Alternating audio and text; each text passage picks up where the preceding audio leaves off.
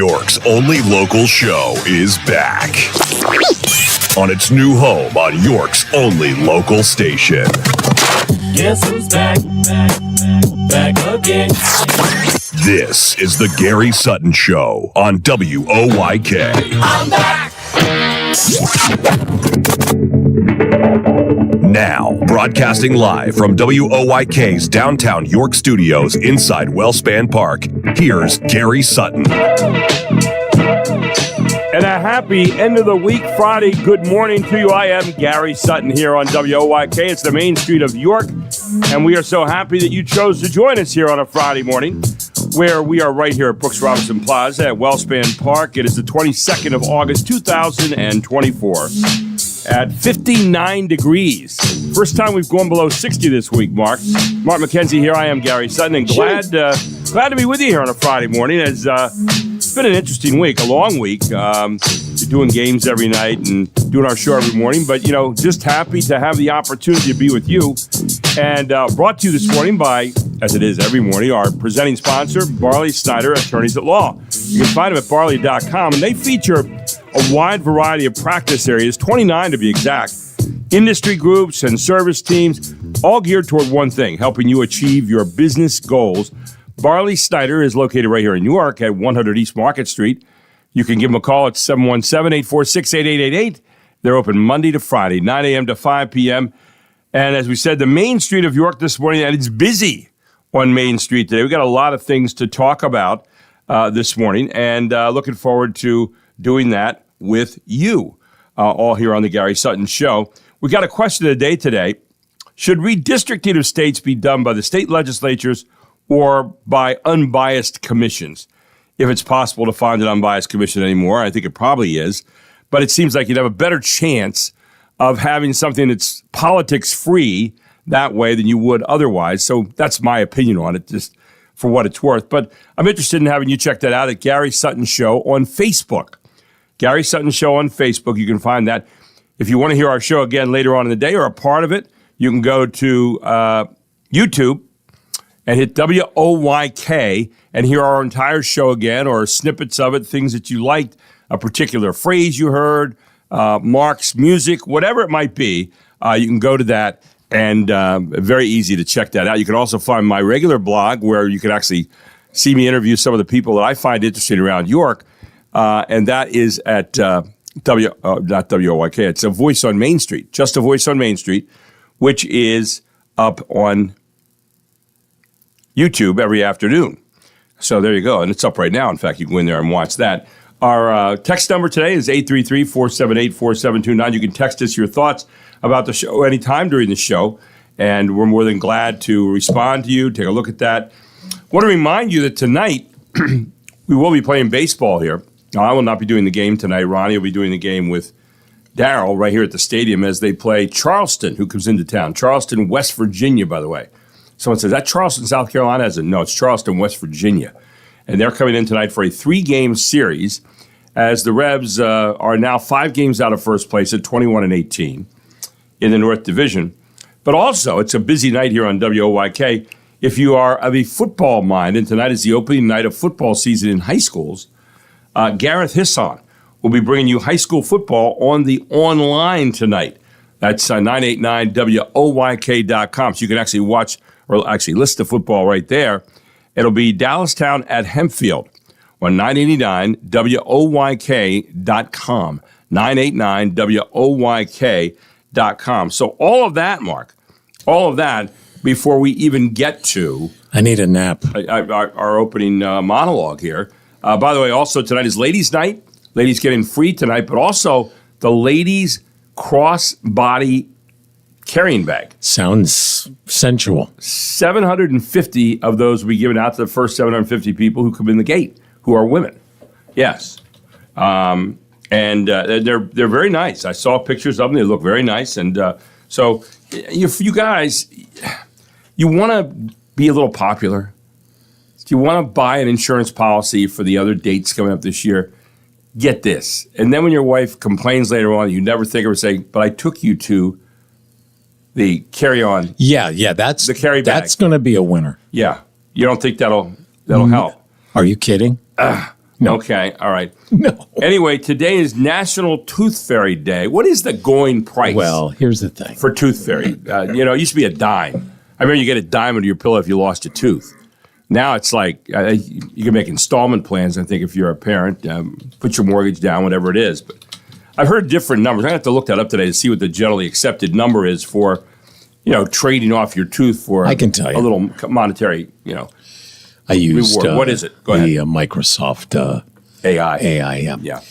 The going rate for Going the rate. Tooth Fairy this year has seen a decline. I'm going to bet tariffs. It's tariffs. Yeah. With the average value of a single lost tooth dropping from $584 to $501. That's fairly significant. That's according to the Delta Dental Tooth Fairy poll. Oh, and that even sounds more. This one of the Authoritative. most significant year-over-year declines since the poll began, although it doesn't say when that was. Good grief. Yes. Oh, the humanity. But here's the thing. Go ahead. Here's the thing with it. Did you do this with your children? Tooth Fairy? Maybe initially. But here's the thing. This is one of those holidays. There are a handful of them, Hamburger Day being Is it probably the most notable, because I think there are 3 or 4 during the year? hamburger days Yeah. during the year. Contrivances. Yes, pretty much. And there is another National Tooth Fairy Day. Oh, there is. Yes, February 28th. Really? So this is a contrivance, too. Pretty much. What can we believe it anymore? I mean, really? What? I don't know about August. I mean, February, middle of winter, that seems... It feels so let down. That's That's the understandable. problem. And frankly, I'm not even going to talk anymore about National Tooth Fairy Day. My mother put dimes underneath our Dimes. dimes. That's what we got in those days. Yes, things have changed. Yeah, quite a now bit. it's It has also Never Been Better Day. never been better. Never Been Better Day. What do you say that to? Well, how are you? Well, I've never been better. Oh, okay. No, Well, I just don't use that phrase, but I feel that way every day. of course you do. I mean, because I am a happy, jovial, fun-loving. Food holidays. Oh, you jumped right on that. I'm just going to go right Nah, by. you just steamrolled me on Food that. holidays. Go ahead. It's Eat a Peach Day. I actually substituted a nectarine, which, by the way, is a peach, except it doesn't have any fuzz. Okay. Just so you know. You remember the old Burma Shave signs along the highway? I don't know if they had them down I'm here. not that old. Well, no, but when I was growing up, back in the 18, whatever it was, and I was growing up. The Conestoga wagons. Yes, thank you. Yeah, I remember our mom and dad were feeding the oxen. But no, we go along the road in our car, and you would see these signs, and there'd be like 4 or 5 signs. So here was an Stuckey's. example of one of the Stuckey's. signs that you're. No? Well, Stuckey's was one of them. Yeah, you get that. South of the border. But these signs told a story, and they were Burma Shave. And here's the way they go. You Okay. get, here is a peach has fuzz, but man's not a peach and never was. Burma Shave. And that's the way it would work, along see. the route of, Yes. I don't know how many other, please text me if any of you, for the heaven's sakes, help me out. Text me if any of you ever remember the Burma Shave signs. Yeah. And that was just the one I remembered. and that was clever at the time. It was. Now you go, it's kind of annoying. It's It is. 833-478-4729. You can text me if you remember. Do you remember any of the other Burma Shave messages? Because that's the only one I can ever remember. I'm terrible with jokes and messages like that. But And I'm glad I brought up peach then. I remembered one. So 833-478-4729. If you remember any other Burma Shave messages. What other national days do we have today? Well, we have one other one of note, and it's barely that. A food holiday, and I do like to incorporate new things. Okay. So it is National Bow Day. Bowel. BAO. Oh, Bow. because I thought you said BOWEL, which is an entirely different thing. Yes, that is. I don't know that we'd have a day to celebrate that other than every day. Bow is a. What is bow? How would I describe it? It is like a. Is that like yin and yang? It's like a dumpling kind of thing, but Oh. it's stuffed dumpling. Okay. So usually with pork inside, it's sort of like a barbecued pork inside. Okay. But they put other things in it too. So that's a bow. Bow, and it's usually included in a dim sum. Oh yeah, it has that mystery meal. Yeah, it's one of the many things, and it's not real big. It's not smaller than your hand. not but, when the bough breaks, the cradle will fall and down will come baby. No, Yeah, bow. no. I only had I think maybe 2 in my life. You gave quite a description though for only having 2. I'm kind of impressed. Well, You're it. I mean, when it comes to that, when I talk about food, I want to know about it. We're into it. Yeah, 7 days to Labor Day weekend, which is so it's not next week. It's not this coming. No, it's what the not 7th? This weekend, but it's next weekend. Is it the 4th? Well, no, I think it's right there. Is the first weekend in September? Is that what it is? It's not Monday the 1st, is it? Probably, yeah. Is it? It's next, not this coming Monday, but the following Monday. So there you go. Labor Day. Yeah, Labor Day. When is it? Oh, it is September 1st. There you go, September 1st. We have that day off? Yeah, we do. We do. I hadn't thought about it yet. This is funny. In our new incarnation here, Mark is the guy who is my conscience on what days do we have off, because I never ever tell him. And so he's like, do we have Labor Day off? Do we have that one off? Yeah, we do. Yeah, we're taking that off. So I thank you for bringing it up. Yeah. Mm-hmm. I'll have my people contact your people. We'll figure it out. But anyway, 13 days to the NFL season kicking off. You getting excited? I sense a little more of a zip in your step every morning now. I would say that quiet enthusiasm. If the Patriots, and again, the preseason games really don't mean much. No. I do like to see new players. Now, for the Patriots, we've got a kid named Efton Chisholm III, who's kind of like a Wes Welker, Julian Edelman kind of guy. So people love that. Trayvon Henderson, the running back, has made a big impact, and of course Drake May is this his 3rd year? No one knows any of these guys. So. But the point is that, they won the first 2 of the 3. Yeah. Last night they lost, I think it was like 42-10, something like that. It was dashing all of your good thoughts. Well, and then what happens is you have the people come out and say, look, all the 3rd stringers, the hangers on, they got their last chance to play, and Russell Wilson even played. Drake May didn't even dress, but Russell Wilson was playing in the he was dressed and played a little bit in the game last night. So you just have to it tempers the excitement, because it's just like every other sport. It doesn't matter what your record was. Right. The previous season, hope springs eternal. They've had the draft. Everybody's they've signed. 0-0. That's it. Yeah. It's a whole new team, whole new ball game. I wish I could tape this segment right now, because by week 2 or 3, you'll be going, oh. No, I really think that this time with a new coach, I think Vrabel This time. is really, I do. No, I think I'm glad he's for you. He's proven it, unlike Right. the last guy who this was his first head coaching job. Right. I understand why Mr. Kraft did this, but Yes. now with Vrabel and some new players, I think we're going to do a little better than we did last year. Okay. A little bit more sobering assessment there at the end. Yes. Now, we're going to take a break, but it's a happy Is birthday. it that time?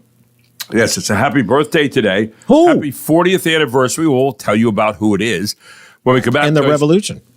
You might want to make sure that you take part in this happy anniversary today. Oh, yeah. And then the Revolution game last night, the Revolution winning 11-8. We'll tell you about the details on that. You just told them. Play a couple clips. So you'll feel like you are there. All here on the Gary Sutton Show, the Main Street of York on WOYK.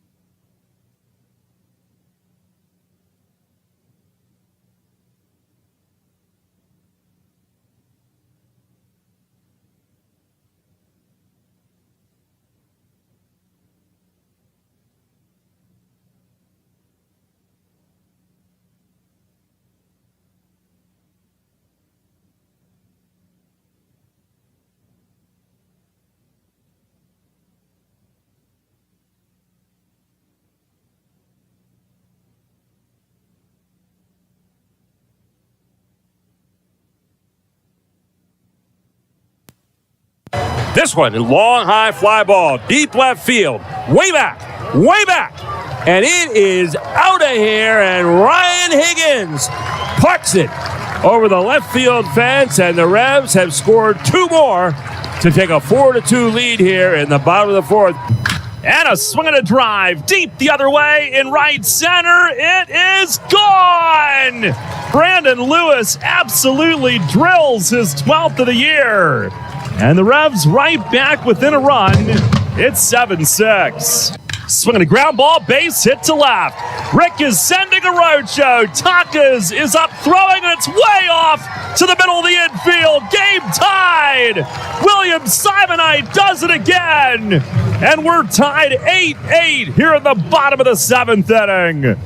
Swing and a line drive, base hit to right field. Here's Simonite around third. Arbolita's throw to the plate. He slides, he's in. He got the foot in ahead of the tag. And Brandon Lewis with the at-bat of the night. And the Revs lead it 9-8 here in the 7th. And that, if you liked offense last night, then you loved the Revs game because it was just back and forth and back and forth. They were down 3-0 to start. They came back. They got it eventually tied up. Then they took the lead. Actually, it was 2-0. They took the lead 4-2. And then right at the top of the next inning, the other team came back, got 3 more on a 3-run home run. They're up 5-4. Then they get another run next inning. They're up 6-4. Then the Revs come back, and they tie it up. I mean, it just went back and forth like that all night. I think there were about 6 home runs in the game, which was great. And it was fun. It was a fun game. And then at the end, the Revs brought in this guy, Cholucci, who just locked down, threw a fastball past a guy at 98 miles an hour. No kidding. Wow. Yeah. I mean, it was really fun to watch. But there was, and they had a guy pitching last night, a guy named Imhoff for Hagerstown. The guy's fastball, the fastest fastball he threw all night was 80 miles an hour. No kidding. I mean, I remember guys in Little League could throw it almost as fast as this guy. I'll tell you how bad it was. The catcher throwing the ball back out to him was faster than his ball throwing into the catcher. So what's the explanation to have a guy like that pitching? Well, you mesmerize people and you get them off balance and you throw all kinds of curves and, sliders and things like that. And it's real slow. And guys are used to hitting, 90, 92 mile an hour fastballs. And all of a sudden, here's a guy that's throwing this junk. And they got him. They eventually got patient and waited on him.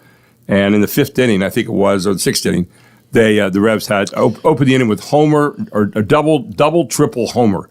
That was how they opened the inning, waiting on him a little bit. So it wasn't that what was his name? A pitcher for the Braves, Guidry. Yeah, was it Guidry? Well, Guidry had a good fastball actually. Ronnie Guidry. Maybe it wasn't Guidry. It was one of the other pitchers that had apparently he didn't have a great fastball, but he knew his memory of what these players had swung on before and knew what would get them. How he could get them and maneuver them to expect different things. And, it's a lot. It's not just throwing the ball. Right.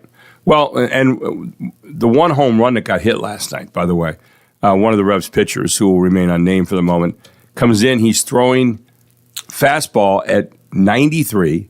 94. This guy can't respectable. Guy can't even get around. Yeah, 94 is actually the average speed of a fastball in the major leagues. Oh, I didn't know in the major leagues, 94. So this guy blows these by him. The guy can't even catch up to it.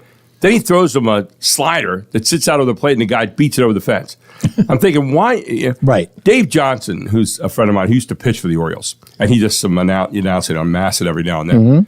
Dave Johnson, we were playing golf one day, and he said, they said, if I was Felix Bautista, who was the Orioles closer, who's hurt right now, who throws it at about 100 to 103 miles an hour, he said, if I was him, he said, and I told Felix this one day, he said, if I were you, I would take a pen and paper, write down a note, I'm throwing a fastball, hand it to the hitter, let him know it's coming, and then say, try and hit it. He said, my fastball was 85 miles an hour tops. He said, I didn't have that luxury. He said, I watch these guys that can throw a fastball no one can catch up to. Why would you throw anything else? Now, in truth, guys can catch up to these things. But I'll tell you what, last night, these guys for the Revs at the end were throwing some pills. I mean, a couple of them were unfair. I mean, the guys couldn't get around on them. And Cholucci at the end, this guy they picked up, Cholucci, I'll tell you how good he is. 26 out of his last 27 outs, okay, and no one got by him. No one got on base, and the only one that was a non-out was a walk. So he basically pitched a no-hitter over the last 27 innings. No kidding. But, it's cumulative and doesn't really count. Right. Well, happy birthday. Happy birthday today. Our wishes are due to Cinnabon. That's right. The cinnamon, these unbelievable cinnamon rolls, they have about delicious 2 million calories in them. And who cares? They're celebrating its 40th anniversary by offering customers a throwback deal and a nostalgic accessory. Now, check this out. What does that mean? The company said in an August 12th news release that it's offering Cinnabon Rewards members, so there's a catch right there. You got to be a Cinnabon Rewards member, a classic cinnamon roll for $1.25. It doesn't sound like that great a deal. The original price from when the brand opened in 1985 cost $1.25. Rewards members can visit participating Cinnabon bakeries on Friday, August 22nd from noon to 4 p.m. local time to take advantage of the offer. So the first thing is you have to be a member of the Cinnabon Rewards Club. Right. And you have to be free from noon to 4. Exactly, noon to 4. But 4 decades. Probably selling what? Probably normally $5, maybe more. Yeah, they're expensive. Yes. But you know what? It's worth. I mean, Every here's the thing. single bite is just ridiculous. I don't mind paying for something that. Wait. I never thought I'd hear those words come out of your mouth. Let me tell you. I don't mind paying. I don't mind paying when expectations are met. We ought to do that as a question. I don't mind paying for blank. What would it be? I don't mind paying for. By the way, if you want to say, Gary, pray tell, where is the nearest Cinnabon place that I could get this deal? And the only place I can see that's real close right now, Capital City Mall, right there in Harrisburg. I think there's one in Lancaster. There is one in Lancaster also. That was the second one. Yes. But you could actually, the food court. And you could join the rewards. You join the rewards group and then go in and say, hey, I'm due my $1.25 Cinnabon. I don't know if I'll be anywhere near it. Yeah. And I'm not a rewards member. They are ridiculously good. To save a couple of bucks, it's, that's not. I haven't had one in a while. So, I have not either. You know what the great part about it is? Go ahead. Is that it's soft. Oh, there's and gooey. Yes, it is soft and gooey. Some places they do them and they're gooey, but they're not soft. They've got the almost a little dry at times to some of those. There's nothing worse than a dry cinnamon roll inside, but this just they do a great job with the frosting over the top, and then it gets down into all the nooks and crannies.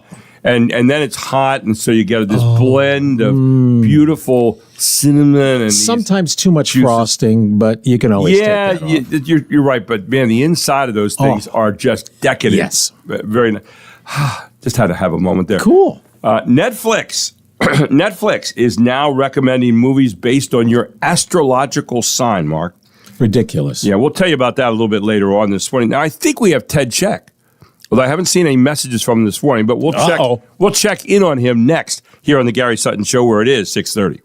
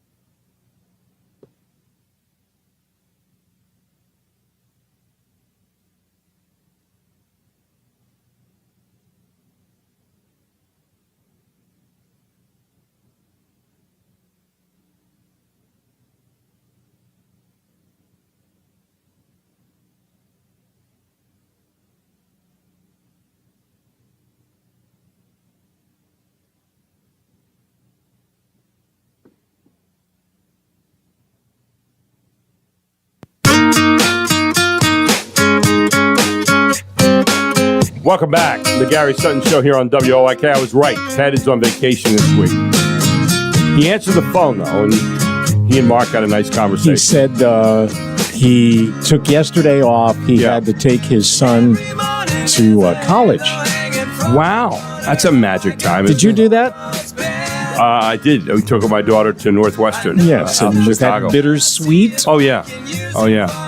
And then I had to fly from there to go to the Democratic National Convention in Los Angeles, which I covered for that week. Yeah, it was, and my poor wife at that time had to drive home by herself back from Chicago all the way back to York. And yeah. Oh, that was a long one. Yeah, that was tough. That was a tough one. So anyway, welcome back. But we have a few things here this morning we wanted to cover with you. For example, Netflix is now recommending movies based on your astrological sign. Ridiculous. I couldn't agree more. If you thought Netflix recommendations were already a little arbitrary and off the mark, just wait until tomorrow when they launch a new feature called Your Zodiac Watch List. I mean, that's right. They're hosting recommendations based on astrological signs. Well, this is scientific. Now, here are a few examples. Scorpios said to be passionate, charismatic, seductive, and mysterious. So they'll get suggestions like Wednesday and The Night Agent as their things they should watch.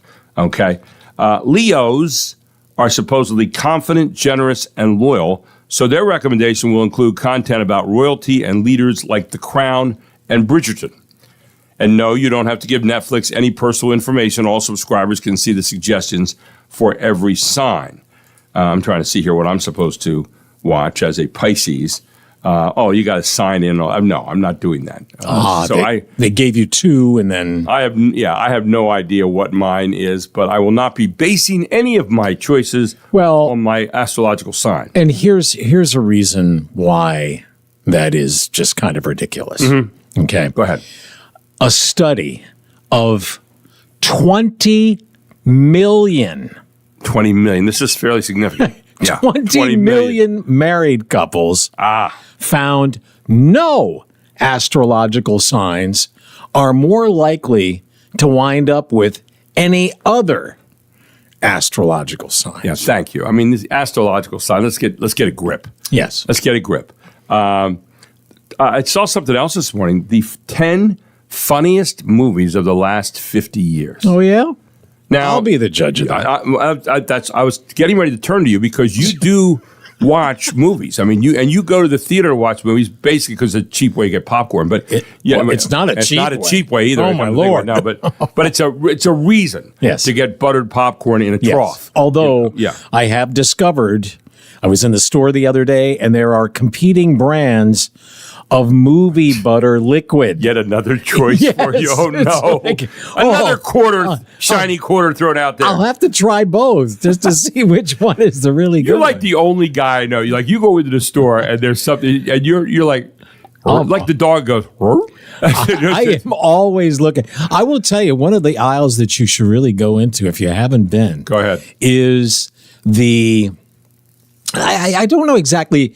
It's the aisle usually where the salsa is, and the soups and that kind of thing. Further on down between there and like the pasta, there are these, I guess they're sort of like side dishes and sauces. It's amazing. Rices.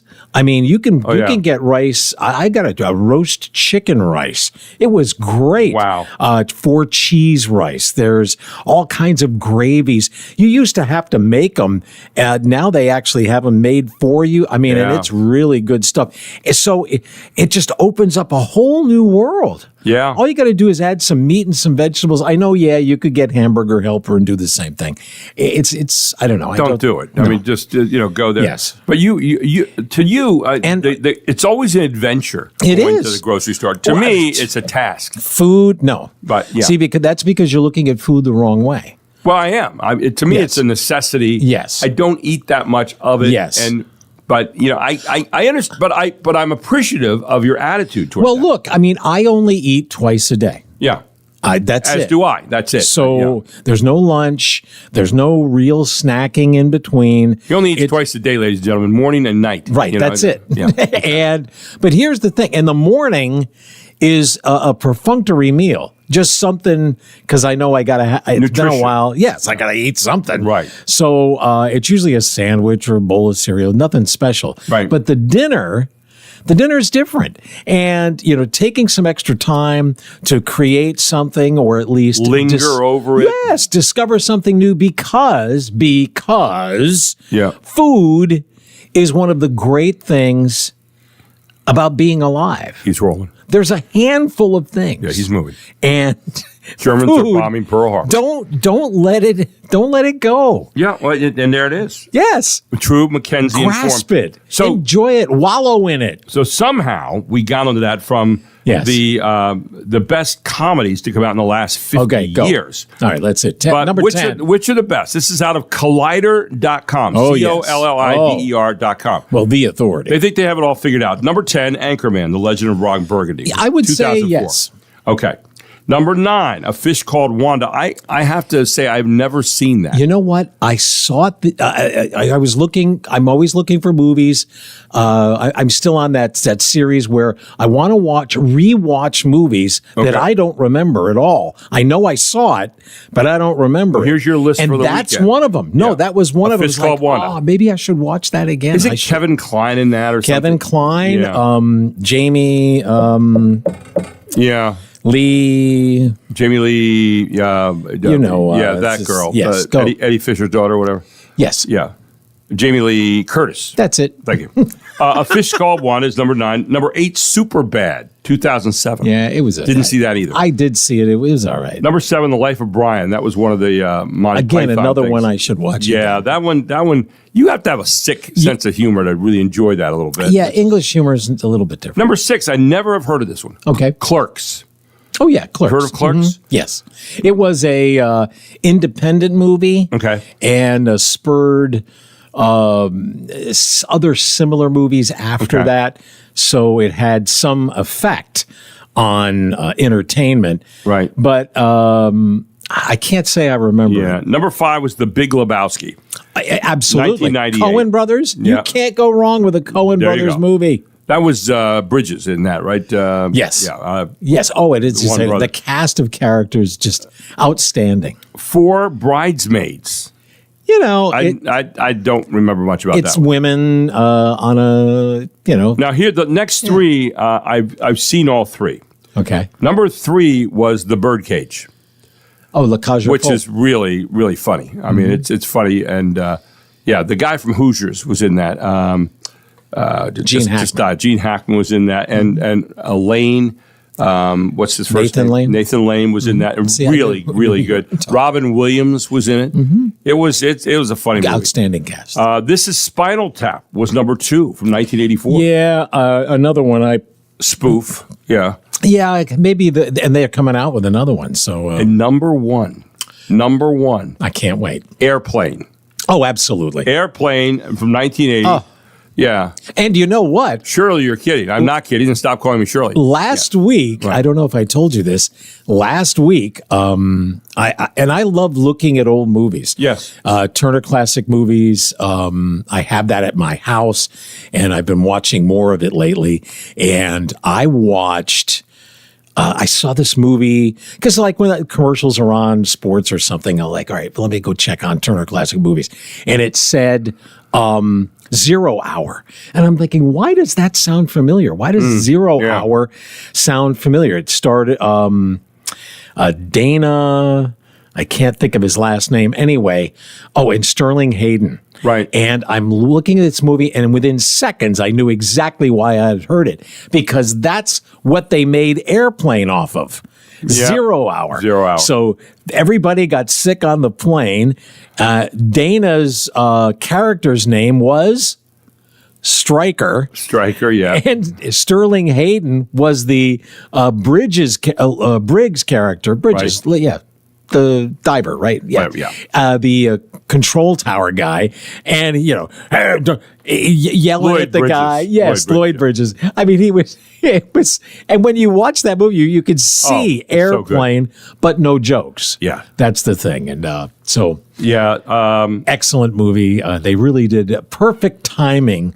I don't know if if it had been 10 years later, whether it would have had the same impact. Yeah, 1980. So it's been a while now since that came up, but people still laugh at that. Absolutely. Kareem Abdul-Jabbar flying a plane in his it's- Laker uniform, and yeah, it's nuts. Yes. And then they said, well, they're flying on instruments. Then all of a sudden they flash back to the cabin and they're playing a little song with the Yes. sax, and It's every just, stupid little joke. It is absolutely Dad jokes. That's all. Oh, it's crazy. I mean, but you're sitting there laughing. Yes.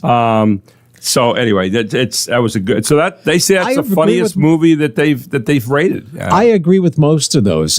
But one thing that when I hear those titles that you've just described, it really comes home that comedy is very subjective. No, it is. Absolutely. What's funny to you may not be funny to me. So, Life of Brian, again, an acquired taste English comedy, and Will Ferrell. You can be offended in Life of Brian too. Absolutely. I mean, That's true. There's some bad stuff. Bad stuff. I think there's one where he's up on a cross and he says, "I can see my house," and it's really.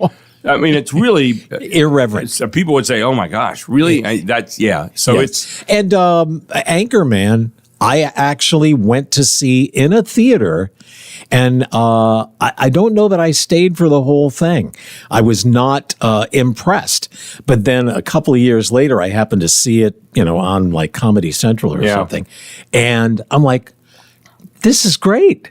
This is funny. And it was Will Ferrell in that he was in that spot where very few performers get, where everything he did seemed funny. just because he was Will Ferrell. Yes, exactly. He would say literally anything. In fact, they had outtakes at the end of that movie. If I have a some theory versions. on that, by the way. Yeah, and my go. theory goes like this.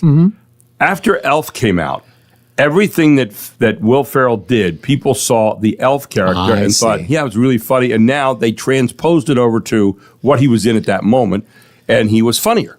Perhaps. Just a thought. Perhaps he had See the deep thought I put into that, which I normally don't in most movies, but I did on that one. he had this exclamation during the movie. It was "Great Thor's hammer." Yeah. And at the end of the movie, they showed these out clips where he had like 20 of them. And he just wheeled them off and just spit them out. And he obviously had talent. They're not all winners, but, it was that kind of seemingly off the cuff, irreverent, it was an entertaining movie. Right. So when we come back, by the way, a couple of anniversaries, but what else do we have, Mark? Well, I've got a clip of something that is rarely done in sports. A person who hit this high mark and went on to surpass that, but it happened on this date many moons ago. And not only did he, well, we'll get into details next. Now, I also have a little text question for you this morning as well. We gave you our question of the day, which is about redistricting. Should you have an unbiased group doing the redistricting, or should the legislatures do it? That's the one question. That's for our regular Facebook page at WOYK, our Gary Sutton Show. But you can text this show at 833-478-4729 with the answer to this question. In 1902, Theodore Roosevelt became the first U.S. president to do what at a public appearance?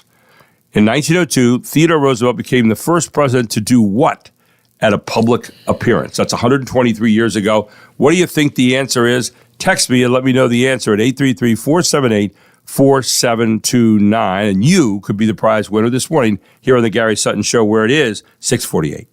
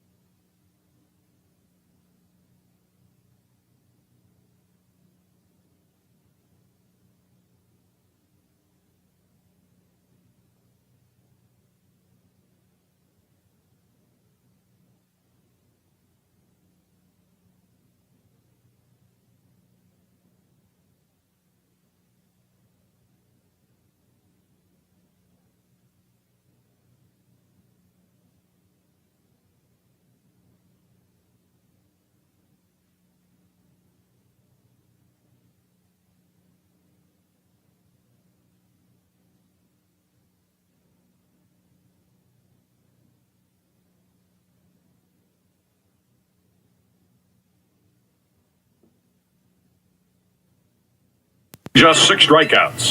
Jose Canseco was number 4,995. Dave Henderson, number 4,996. Tony Phillips, number 4,997. Ricky Henderson became number 4,998. And Ron Hasse, 4,999. Leading off the 5th for Oakland was Ricky Henderson. Tension mounted with each pitch as the count reached 3-2. Would Henderson be strikeout number 5,000? Reaching back a bit extra, Ryan came in with his money pitch, the big heat. He struck him out swinging. Strikeout number 5,000 is history. There you go. 36 years ago today, Iowa State, 1989, Nolan Ryan of the Texas Rangers became the first pitcher in Major League Baseball history to throw 5,000 career strikeouts. He would go on to total, get this, 5,714 strikeouts. And even more, or just as amazing, his nearest competitor, second on that list, is more than 1,500 strikeouts away. It was called the Ryan Express, his fastball. And I'm telling you what, you wanted to see a guy that threw a fastball. Nolan Ryan was as good as there was. I think he had 4 or 5 no-hitters as well. He was, and he pitched well into his I think it was early 40s, and he was still throwing it pretty good. Yes. One of the secrets that he had is he threw a football to practice before he'd throw the baseball that night. So he was known to throw a football, and then I guess somehow gave that, a little bit more speed when he threw the baseball, which the baseball is not near as heavy. And but man, could he bring it? He was really, really good. And so, there you go. So you were talking 2 things. Yes. One about movies and astrology. One about, astrology. We have a question out there, too, for you, by the way. In 1902, 123 years ago, I was just a boy then, Theodore Roosevelt became the first U.S. president to do what at a public appearance? And no, getting shot does not count, even though that did happen to him. He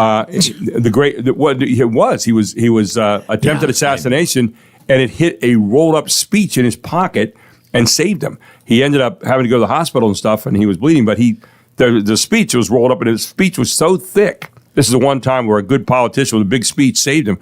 It hit the speech, slowed down the bullet, and he was not hurt. He finished the speech, then went to the hospital. Yeah. So like a true politician. But you were talking about, on one hand, movies with astrology. Right. And on the other hand, it's a ladies' night.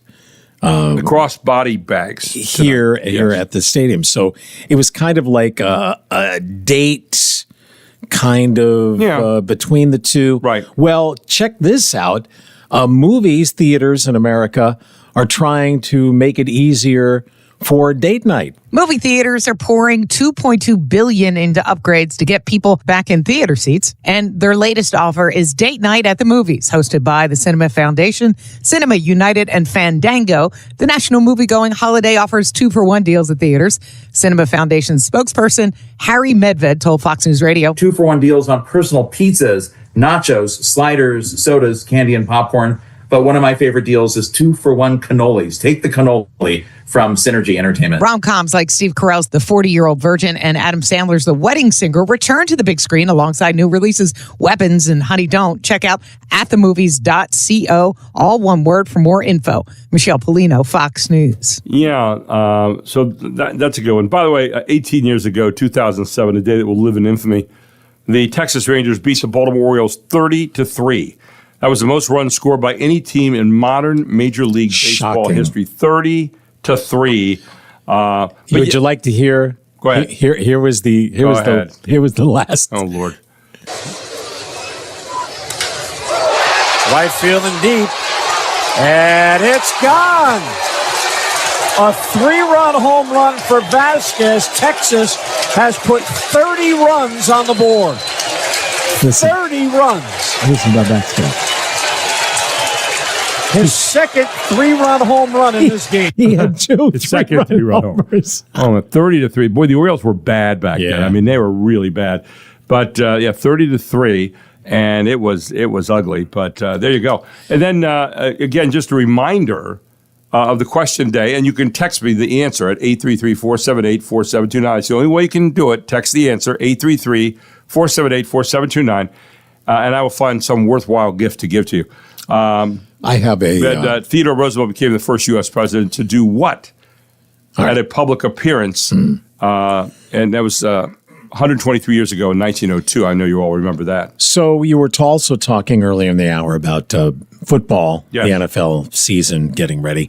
Well, so are the administrators of the league. The league is cracking down on a few celebrations. NFL officiating rules analyst Walt Anderson said in part, quote, unsportsmanlike gestures like simulating or either shooting a gun or brandishing a gun, or inappropriate gestures like a throat slash or unfortunate sexual gestures, those are up 133%. So that is a point of emphasis. In April, the NFL added the, quote, nose wipe gesture to its prohibited acts, with league executive Troy Vincent saying it is affiliated with gangs. The NFL's regular season gets underway in 2 weeks, with the Cowboys and Eagles facing off on Thursday Night Football. Joe Morgan, Fox News. Yeah, I really think those kind of things are bad. I don't mind fun stuff, but this dagger in the heart and cut across the throat and all that. I've often told our players that he coached over the years.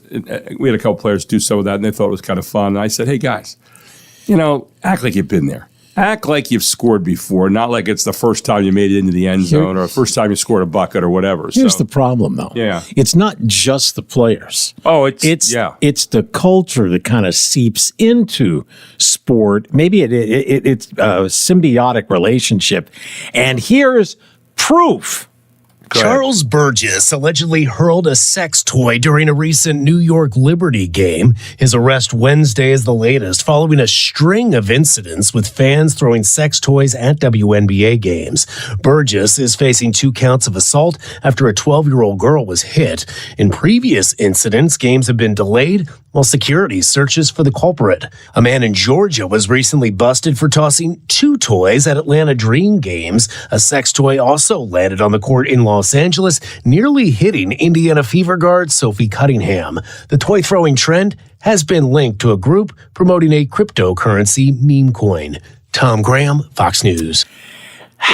And when we come back, he's been away for a while. He's been on vacation.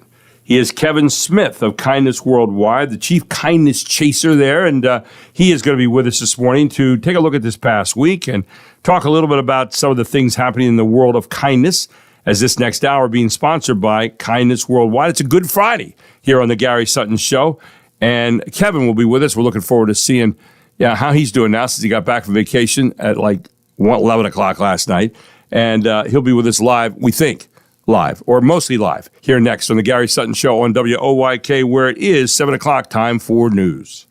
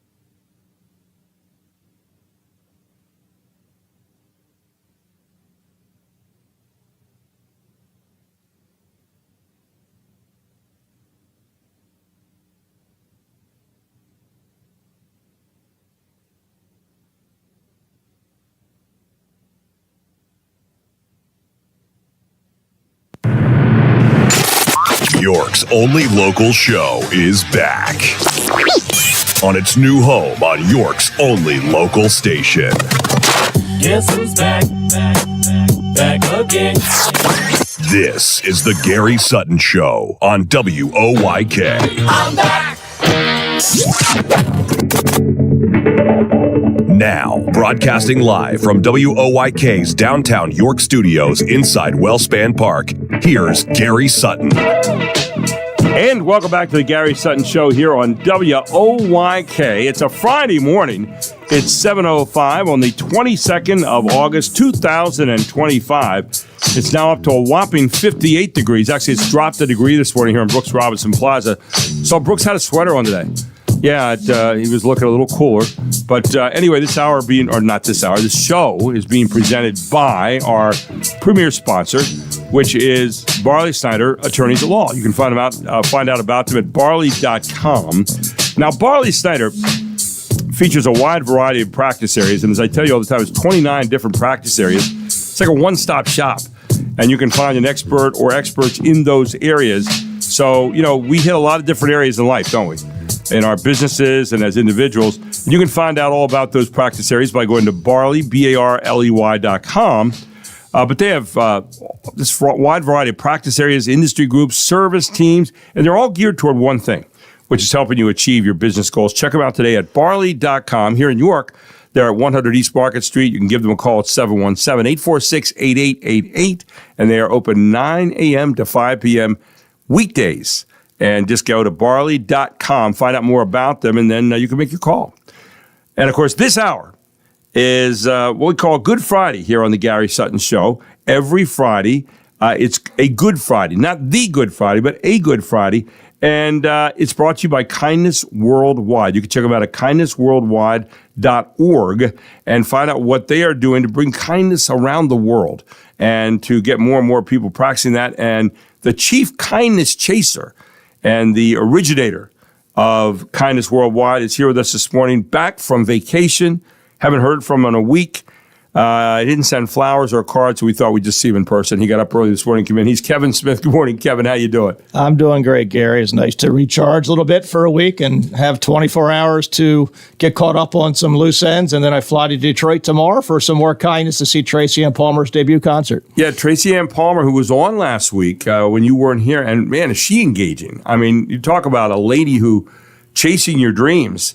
I mean, she's chased down a dream. But, I asked her last week about the life-changing experience she had, and she didn't really tell me. So maybe you can tell us a little bit about her this morning, because she has a premiere tomorrow night in Detroit. You're flying out to Detroit to see her in this premiere, and an album with a song called Ripples on it.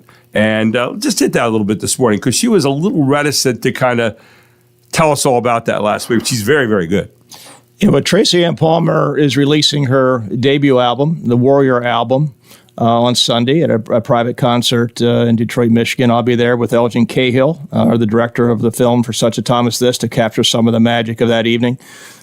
Tracy Ann Palmer truly is a warrior.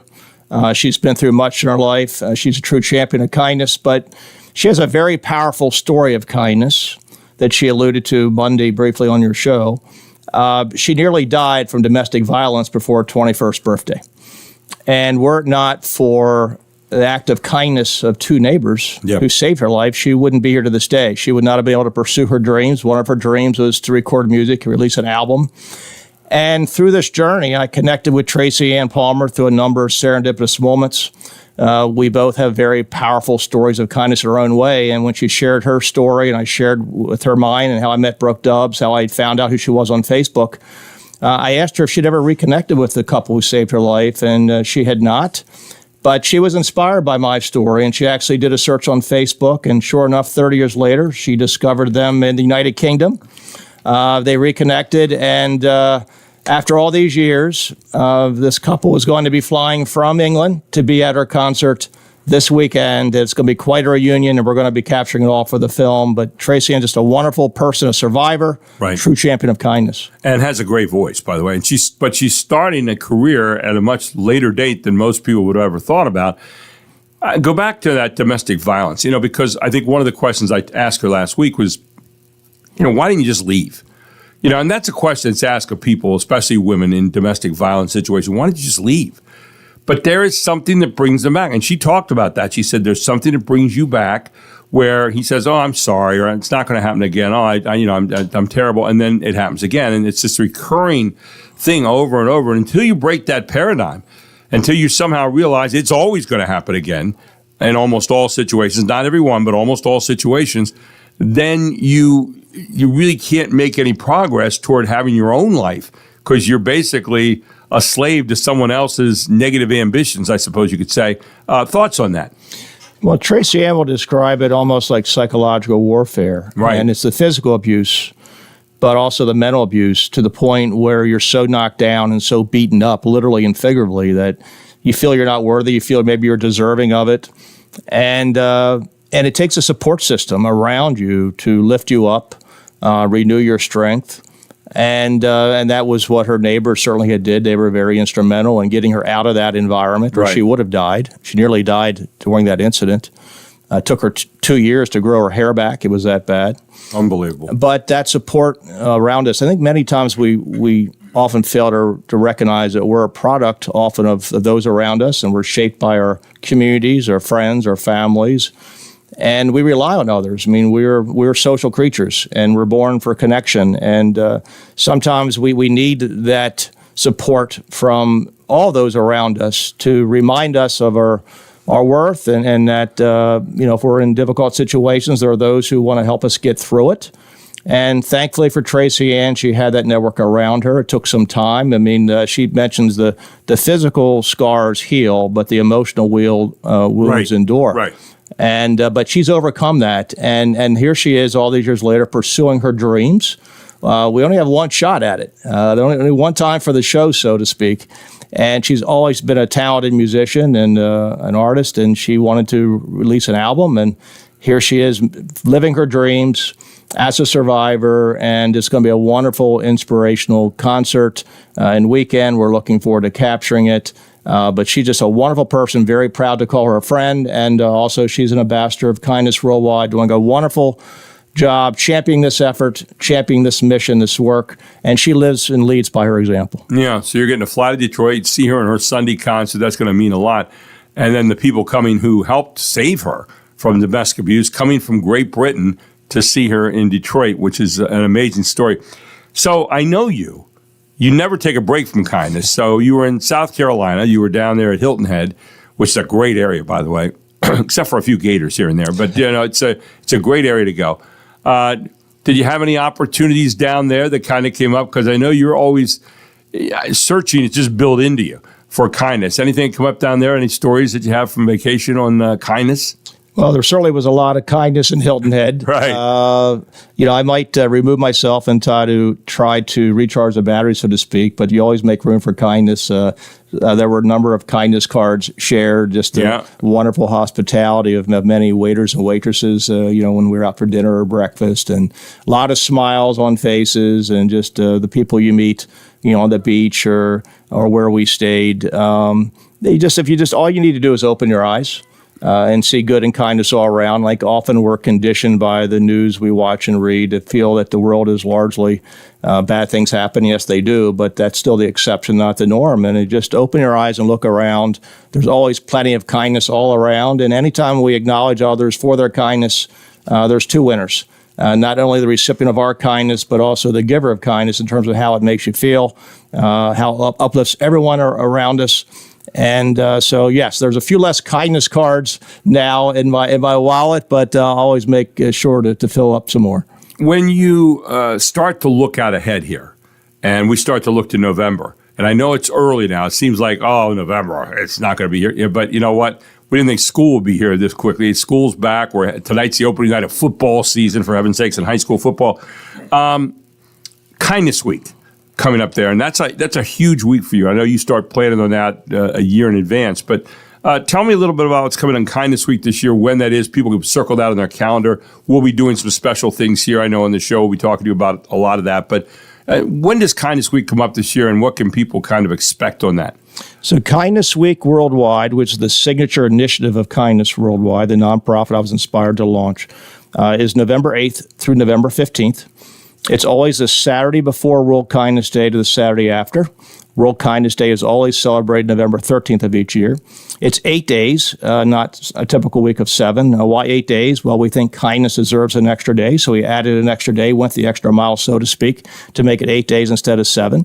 Also, there are symbolic reasons. There are 8 characteristics of kindness. So symbolically, we have 1 day for each characteristic. And so my aim this year is really to, ideally, since York County is the epicenter of this global movement, is that every municipality participate and issue the proclamation of Kindness Week worldwide. The proclamation is on our website, readily available. Any mayor or community leader can get it accomplished with a mere stroke of the pen. Very easy to do. But Kindness Worldwide right now it's all heart. No overhead, no staff, just a number of limited volunteers who believe in something bigger than themselves that are helping this vision become possible. So I'm giving it all I've got. At some point, I'll be able to build the organization, take it to scale. But my aim is to have 100% participation among all municipalities. I've got some work to do to get there. Part of it's getting the word out. But we just want people to celebrate and embrace the spirit of that week, limited only by the bounds of their imagination and creativity, have all ecosystems engaged, businesses, schools, nonprofit organizations, government bodies, donating blood, very easy to do, symbolic of paying an act of kindness forward. It can literally save a life, issuing kindness cards. There's going to be a number of kindness citations issued again, a number of police departments in the area. So be on the lookout for those being kind, and maybe you'll be one of them. Hopefully you will. But it's going to be a wonderful week, and I'm going to go the extra mile to give it all I've got to make it even better and bigger this year. And maybe we could work something in daily here on our show, because we are great believers of what you're doing. Let me ask you one final question. I don't think I've ever asked you this since we've become friends and for these last 8 months. And have you ever had someone come up to you and say, Kevin, let's talk? Do you think you're chasing a folly here? Do you think that it's nice to say we all want to be kind? Have you ever had someone come up and hit you with that? How did you answer it when you got that? If you did get that question, I don't know if anyone would have the guts to come up and say that, but I'm sure there are probably somebody who said it in so many words. Maybe ever come across that? Oh, many times, Gary, and I laugh because many people jokingly, but I think they're semi-serious. They say, Kevin, you lost your wallet on Good Friday morning, 2023, and you also lost your mind. Yeah, right, and I laugh and I say, yes, but there's a method to my madness. There's a science behind this. The vision of Kindness Worldwide is to create a culture of kindness in communities throughout the world. It's not just some aspirational goal. There's a path for that to be accomplished. We can formally recognize Kindness Week worldwide. Symbolism matters. That's what Kindness Week worldwide is all about. We can spread that to multiple communities. We can use sports to bring people and communities together in the spirit of kindness. That was what Pack the Park for Kindness was all about on August 7th. We can use music to bring people and communities together, because music has a lot of unifying properties. Artistic creation, we can teach kindness in our schools, shape the values of the next generation of future leaders of this community and this world. So there's a science behind it. This movement is resonating with a number of people. It shows the power of a single act of kindness, the ripple effects of kindness. We all have that power within us. I think sometimes we lose sight of the power that we possess to do those little things that really are the big things. Small changes can have big impacts. Right. And this movement is close to a tipping point. It's already spread globally, but it's very close to becoming even more impactful than what it already is. And again, we all have that power within us. It's very meaningful, but yes, there are those who simply maybe don't get it, don't see what I see. And that can be frustrating at times. Yeah. I see the pathway there, but as one of my friends said, Kevin, doesn't matter. They don't see they see what you see. No one ever will. They just need to see what you do. And just leading by example is something we all can do to be the change we all wish for. Well, and I think the idea too that, and you've talked about this before, the idea that we could sit and lament all the things that are going on around us in the world and say, oh my gosh, look at the world's going to hell in a handbasket. But on the other hand, you could also say, wait a second. I can do something about that in my own little corner of the world, and maybe it's not that big, but it's going to be big to somebody. And I think that's one of the things that I got about when I first thought about this, because the first time I met you, someone said, you got to meet Kevin Smith. This guy has got an unbelievable movement going. And I said, okay. So you and I met, and I think we had breakfast together, and we talked, and I got it. I mean, right away I understood. You said, I was a pretty good person before this happened, but I was also a guy worried about the news and worried about all the bad things that were happening and lamented that every day. And then I realized there was something I could do based on the act that had been done for you. So, that's kind of the interesting part about all of this. Kevin, great having you in this morning, as always, my friend. Good to have you back from vacation. I know you're heading out again. You won't be here on Monday because you're still going to be in Detroit. But looking forward to talking to you next Friday about the same time, same place. What do you say? I'm looking forward to it, Gary. Looking forward to a wonderful, impactful weekend with Tracy Ann Palmer in Detroit. And looking forward to sharing all about it when I return next Friday. Any tip for people this weekend on kindness? Be kind to yourself. Look, we all need to recharge the batteries. I just returned from vacation.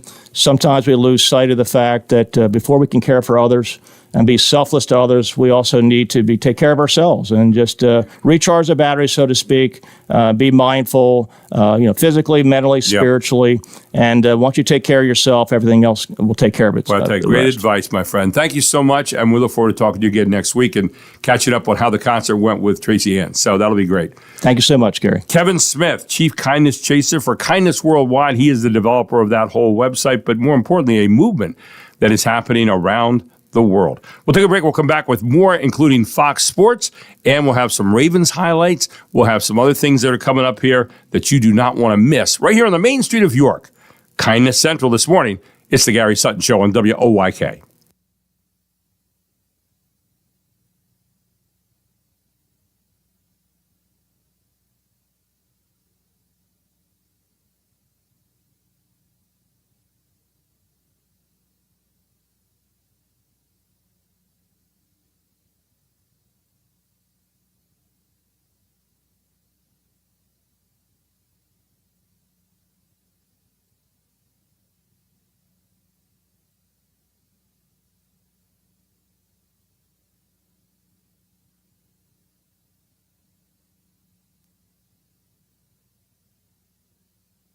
With Liberty Mutual, you can customize and save.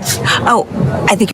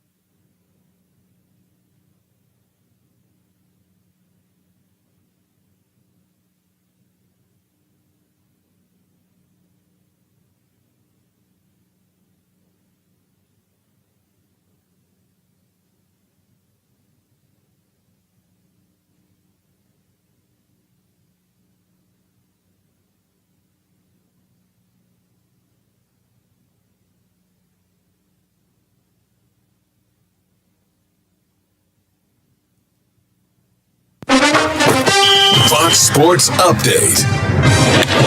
High fly ball to deep right field and a no-doubter from Roman Anthony. In his first game at Yankee Stadium, he finds the second deck. A two-run bomb. And man, oh man, how bad did the Red Sox need that going into the bottom of the ninth? Major League Baseball on Fox TV Thursday. The 4-game weekend series between the rival Yankees and Red Sox saw Boston snap New York's win streak in 5 games. The Red Sox won at Yankee Stadium 6-3. Rookie Roman Anthony had an RBI single and the 2-run home run, his 5th career blast. Red Sox teammate Alex Bregman said of Roman Anthony, "To be honest, he's probably the most mature 21-year-old, baseball-wise, I've ever seen around my life. I'm trying to find out what he does wrong. Honestly, we all are. He just does everything the right way." Bregman's former team, the Astros, scored a 7-2 win over the Orioles to go 2 games up on the Mariners for first place in the AL West. The Padres remained 1 game behind the Dodgers in the NL West. Dodgers beat the Rockies 9-5. The Padres over the Giants 8-4. WNBA, 9 straight wins for the Las Vegas Aces. 19 points and 13 rebounds for Asia Wilson in an 83-61 win over the Phoenix Mercury. Las Vegas hasn't lost a game since August 2nd. Preseason NFL, the Steelers beat the Panthers 19-10, but Pittsburgh lost number 1 draft pick defensive end Derek Harmon to a sprained knee. He was carted off the field. And the Giants 42-10 blowout win of the Patriots. Giants rookie TJ Moore scored a touchdown on a 44-yard interception return, but later got carted off the field with a leg injury. Beginning next college football season, the Southeastern Conference will feature a 9-game in-conference schedule.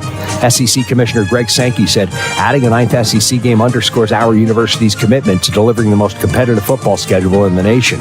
For more scores, stories, and features, go to foxsports.com. I'm Jared Max. Get more on the Fox Sports app and foxsports.com. And welcome back to the Gary Sutton Show here on WOYK. And speaking of sports, tonight the Rebs are going to be on radio here on WOYK. You can listen to them at 98.9 FM or 1350 AM, WOYK. But if you want to hear high school football tonight, Gareth Hisson will be bringing that to you. High school streaming online at 989WOYK.com. That's 989WOYK.com. It's the Dallastown at Hempfield game tonight. I believe that starts at 7 o'clock, if memory serves.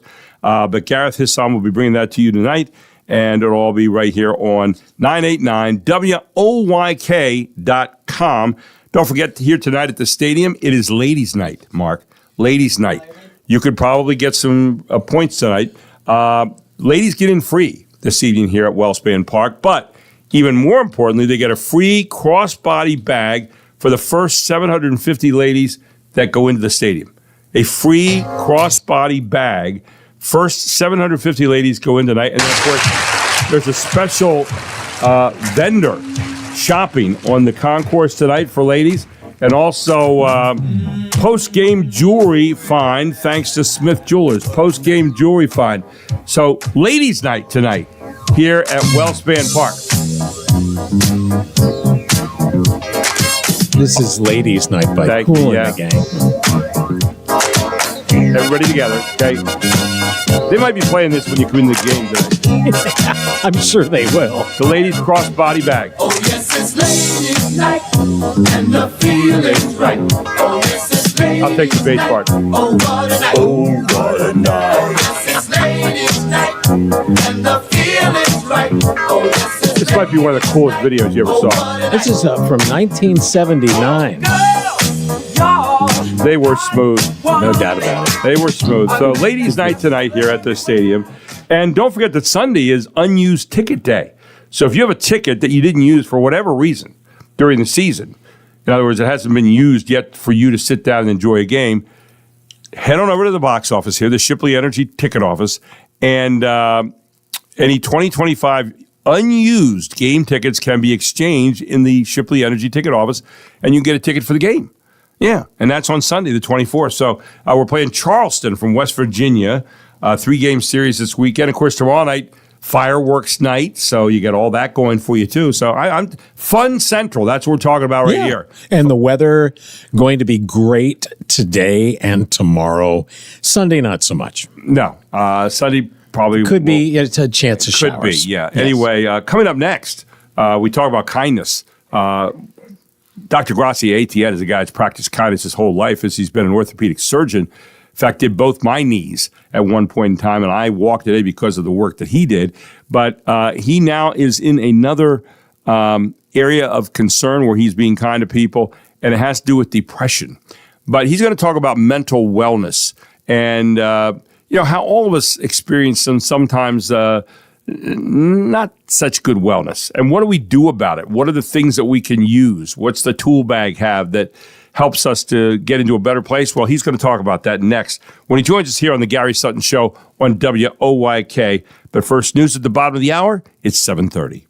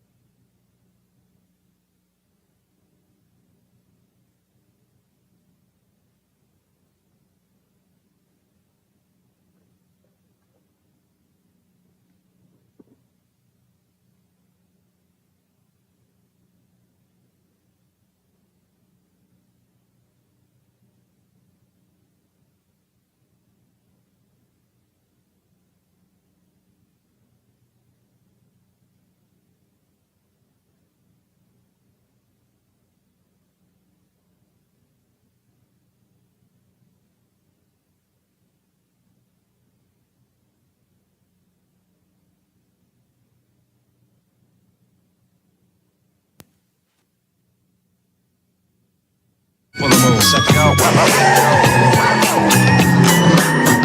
the moon, second go for the moon. Hey now, you're an all-star. Get your game on, go play. Hey now, you're a rock star. Get the show on, get paid. And all that benefits go. Only shooting stars. Somebody once asked, could I spare some change for gas? I need to get myself away from this place. I said, yep. What a concept. I could use a little fuel myself, and we could all use a little change. Well, the years start coming and they don't stop coming. Fed to the rules and I'll hit the ground running. Didn't make sense not to live for fun. Your brain gets smart, but your head gets dumb. So much to do, so much to see. So what's wrong with taking the back streets? You'll never know if you don't go. You'll never shine if you don't glow. Hey now, you're an all-star. Get your game on. You know, this might be Kevin Smith singing this. I'm not sure. This is the ultimate kindness, right? Telling people you're a rock star. Hey, you're a rock star, right? This is Music Today, Ladies Night, not included, from 1999. Smash Mouth and All Star. Yeah, good song, by the way. Yeah, really it's good fun. song. And there's some nice, kind things that are done inside this, by the way. And it's an interesting thing. But this hour being brought to you by Kindness Worldwide. You can find them at kindnessworldwide.org. Kevin Smith trying to help people to, let's go the extra mile for kindness together. No act of kindness is too small to make a difference. Kindness is free. Pay it forward. Go to kindnessworldwide.org. It is a Good Friday here on the Gary Sutton Show, as Kevin calls it. And, check out kindnessworldwide.org to see what you can do to make a little kinder world. Well, one of the guys that we have on regularly, and a man for whom I have a great deal of respect, is Dr. Gracia Etienne, former orthopedic surgeon, but now in a new venture, and I would dare say a pilgrimage, if you will, to help people who are having a tough time with it spiritually, psychologically, mentally. And he has York TMS Clinic right here in York at 1806 North George Street. And he's with us here this morning on the Gary Sutton Show on WOYK. Good morning, Dr. Etienne. How are you? Good morning, Gary. Good morning, my friend. It is great to have you in this morning. And we were talking about kindness. And, a lot of us sit around sometimes, I think, and, we wonder why we can't feel good about ourselves in a certain moment. And it's hard for people who have never had this happen, but they're sitting around trying to enjoy life, and something happens, and they just, and I found this out years ago for myself.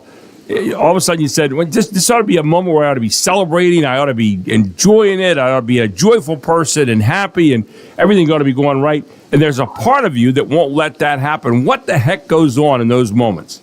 Oh, Gary, I can simplify it for you. It's simply because we are concentrating too much on what does not matter instead of what matters. Yeah. Because enough around you. There are enough blessings. There are enough good things around you. There are enough people who love you. There are enough around you that can put a smile on your face. But you are not concentrating on that. Instead of that, you are concentrating on what you don't have. And what you don't have, most of the time, my friend, not even matter. Yeah, you probably didn't need in the first place, right? Yeah. So, I agree with you. But, you one of the things that you've talked about with us over the year has been this idea that the brain will go dormant sometimes in the areas of feeling, in the areas of, have emotions and so forth, that it kind of goes to sleep, if you will, the areas of regulating mood.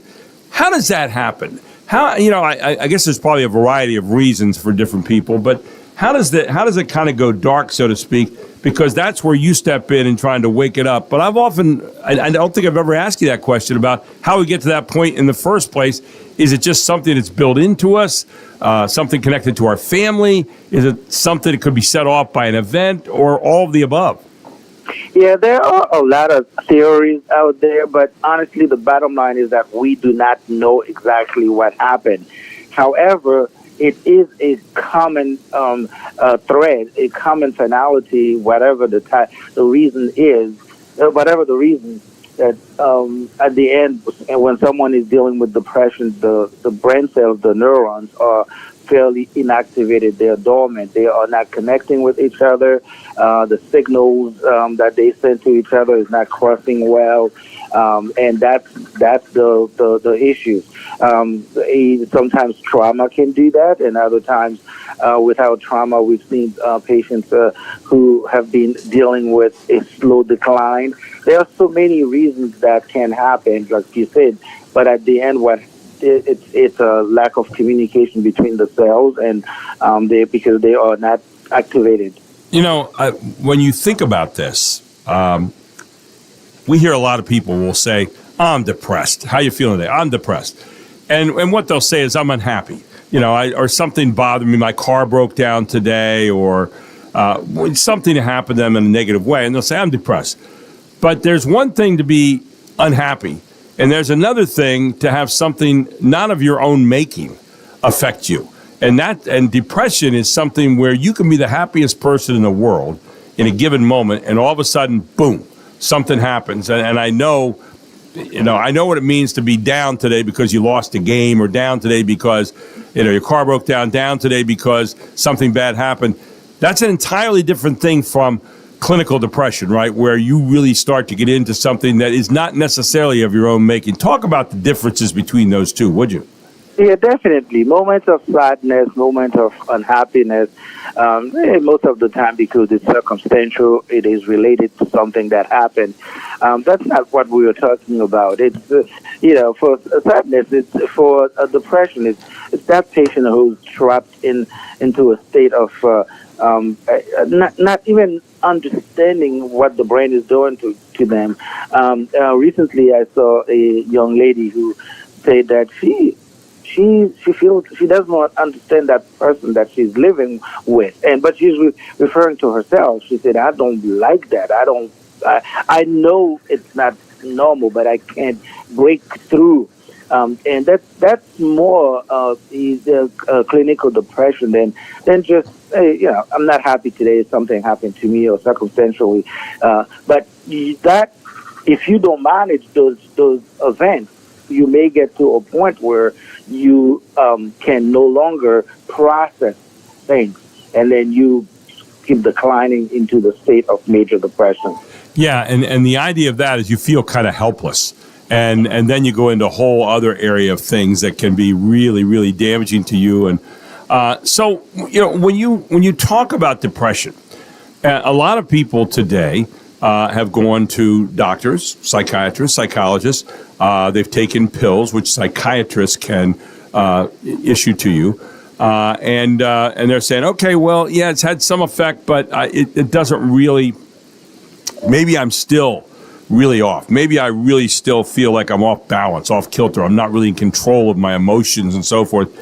You've got an alternative now that people are trying, and it's having some great results, and it's called NeuroStar.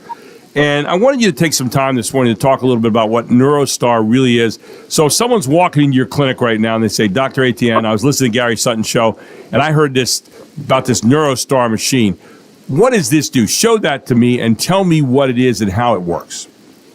Well, Gary, more medication is not always the answer, and we all know that, number one. Number two, regardless of our beliefs, we know that medicines are not always without side effect or interaction with other meds. So when you are dealing with depression especially, and you're not getting the results, or sometimes you are getting the results, but the side effects are not tolerable, yes, there is an alternative. It's a non-invasive, FDA-approved, peer-reviewed, very well tolerated by patients, a procedure that is out there helping patients with major depression, especially medication-resistant depression. And the system, it's using very low magnetic pulses to do repetitive stimulation of the neurons, like we said earlier, because the neurons are inactivated, they are dormant, they are asleep.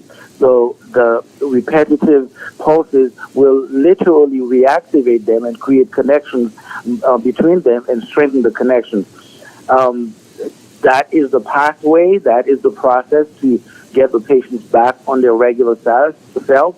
And so far, as the literature is clearly showing that 83% of those patients are seeing significant improvement.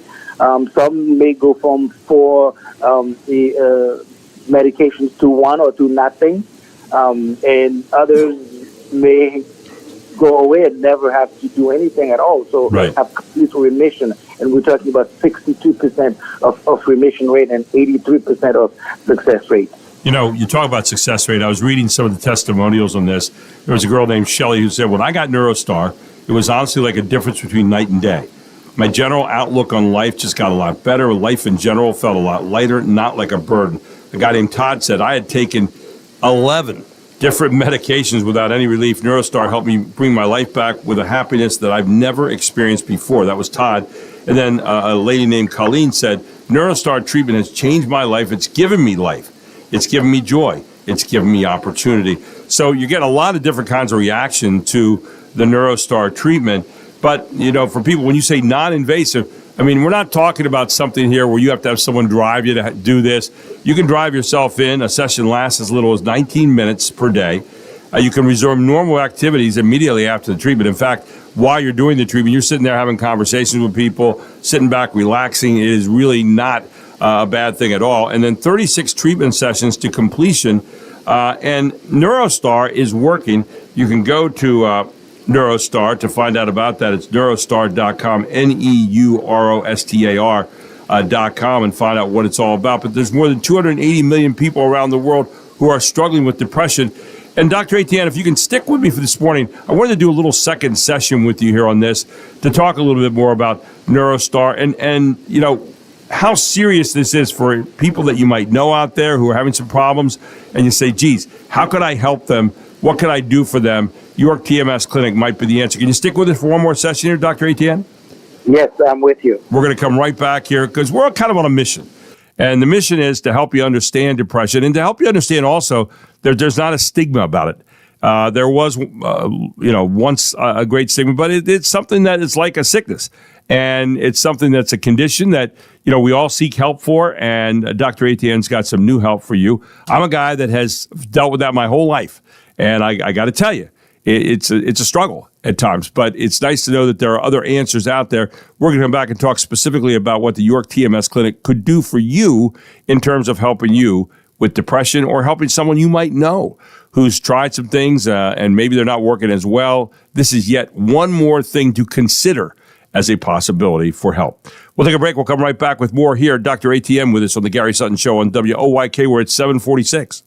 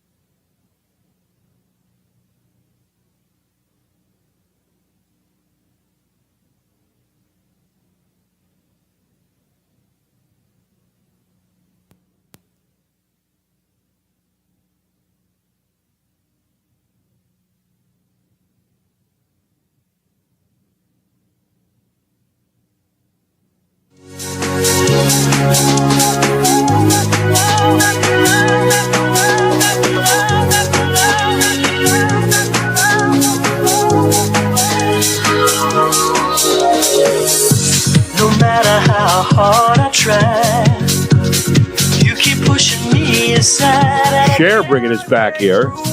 And what a folder of music she has, huh? And all different kinds. I mean, she's you're talking about another person who's reinvented themselves along the way. Cher might be it. This is the Gary Sutton Show. This hour being brought to you by Kindness Worldwide, by the way. It's a Good Friday here. And check out kindnessworldwide.org. Kevin Smith started that from one simple act of kindness and has taken it out to be a worldwide thing, with York as kind of the epicenter. And we welcome you to check out Kindness Worldwide. Don't forget, that's coming up in November 8th to 16th, Kindness Week. And again, York, very important here. One of the guys who's practiced kindness his whole life is Dr. Gracia Etienne, who's with us here this morning. First as an orthopedic surgeon, now practicing it as trying to provide something to help people to be a little happier about themselves. And, you know, the one thing that we talk about from time to time, Dr. Etienne, is this idea that there's a stigma. There's something different about the disease of depression, the condition of depression, that's different from any other kind of medicine. Now, you practice medicine, so if I came to you and I said, hey, my knee is really bad, and I'm on a crutch, and something happened, my cartilage went out, whatever like that, we look at that and we say, oh, well, then, you know, you're eventually, and I remember what you said to me when I came to you with my bad knees. I said, when do I get this done? You said, you'll let me know. And I did on both occasions. I came in with a crutch, and Dr. Etienne worked my knees. Well, same thing here. I mean, you know, you just don't see it. You know, in that situation, you see it. But this is, depression is a thing where you don't see it. And because you don't see it, people then question what if it's really real sometimes, don't they? And I think that's one of the saddest stories that we've had in the past. But I think that's changing now in terms of the attitude, isn't it, Dr. Etienne? That is correct. And that responsibility actually falls on people like you and me and others who have the public's ears to make sure that everyone understands that this is an illness just like any other illness. I mean, if you had diabetes, you know the signs and symptoms. You look for the signs and symptoms, and you look for help. There's no reason to suffer alone with diabetes, knowing that there are helps, and help is available, and there's no reason to suffer with depression. Unfortunately, we understand that the signs may be a little bit more insidious, and that's when the crusade is coming to allow to educate people as much as possible to know the signs.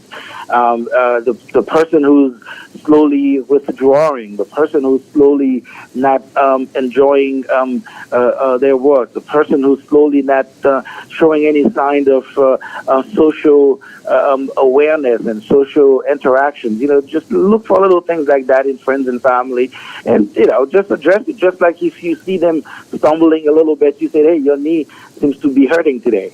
Yeah. How do you do that? I mean, we talk about kindness here in this hour, but how do you do that? Because there's a lot of people that are awkward and say, geez, if I bring that up, someone sees that as a sign of weakness for themselves. So now it's not about how others see it, but how we see ourselves. So how do you, in a very kind way, say, hey, I've got something that might help you here. I don't know, but, you know, take a look. Because, you know, TMS is something that's not new, but it's new to our area here in terms of, how we kind of deal with this. How do you go about approaching somebody on that who might be a friend or a relative or maybe even yourself? You know, how do you approach that kind of thing? If you're talking about addressing it with someone else, yes. The bottom line is to establish a rapport. Some people are really, really good at striking conversation, and I'm thinking of my spiritual mother right now, and she can go to the marketplace and talk about anything with anyone. Right. And some people are just gifted like that, but most of us, we try to make eye contact and figure out a way to establish a rapport first before we can do it. But it is doable because people are most of the time receptive to suggestions as long as they realize that you're not doing it in a mean way, you're not doing it condescending way, you're not stigmatizing them, and there's no prejudice involved in it. You'd be fine. I mean, we have to keep doing it until people realize that there's no there's nothing wrong with saying that I need help. There's nothing wrong in saying that I'm not sure what's going on. Unfortunately, we are raised in a society where we think that we have to show strength more than anything else. Yeah, but you know what? No, it's not. It's not necessarily true. I was one of those for a long time. I mean, I kind of hid this away, and I thought, well, there's something wrong with me. There's something, what's the matter? And geez, I keep this hidden because I'm a strong person and I can get through this. And after a while, you realize maybe you can't by yourself. Maybe you do need some help. And I think once you get, especially for us guys, we're kind of proud that way. We think, oh, we can do it all ourselves. We're an island. Nothing's going to touch us. We're indestructible. And then you find out maybe you're not. And that's maybe one of the first realizations we have to come to, that we're not indestructible, and that we can't get all these kind of things done by ourselves. I mean, I didn't go out and say, geez, my knees hurt, I think I'll do them myself. I let you do them. All right, same thing here. If my psyche is hurting, if my well-being is hurting, why wouldn't I go get some help? And that's exactly what the York TMS Clinic provides with the NeuroStar treatment. But the other part I would say about it is when you walk into your clinic, when you walk into what you've set up here at York TMS Clinic at 1806 North George Street right here in York, you get met by kindness when you walk through the door. You get met by people who are receptive. You get met by people who know you're thirsty for information about how to feel better. And I think that's the first thing that you notice when you come through the door at your place is the idea that we're here to help you. We're here to answer your questions. We're here to make sure you feel good about what's going to happen here and the interaction that we're going to have. And I think that is a real hallmark of what you do and a real plus, that before we even get to any treatment at all, we're going to talk about this. You're going to understand it, and I'm going to give you the information on it that's so important. Right, Dr. Etienne? Yeah, I mean, in a setting like that, I think one very important thing is the interest in humanity itself. Again, I don't want to start preaching right now, but I live my life with the basic concept that everywhere I go, I'm trying to leave that place better than the way when I came in. Yeah, that's great. I'm there to give more than receive, and at the end, believe it or not, I feel so blessed. Which is very interesting because most of the time we think of blessing when we receive, but it's not always about money. It's not. It may be love, it may be kindness, it may be your knowledge. Sharing and giving is a great way of getting blessed, in my view. Ladies and gentlemen, there are 280 million people around the world who struggle to overcome depression. I happen to be one of that number, but you know what? You can do it. You can. I've never been happier in my entire life. And maybe this is one you want to put in the tool chest. So I'm going to give you a number right now to write down, and it might be the most important number you get. If you know someone who's suffering from depression and just wants to find out about another possibility that might help to make them feel better.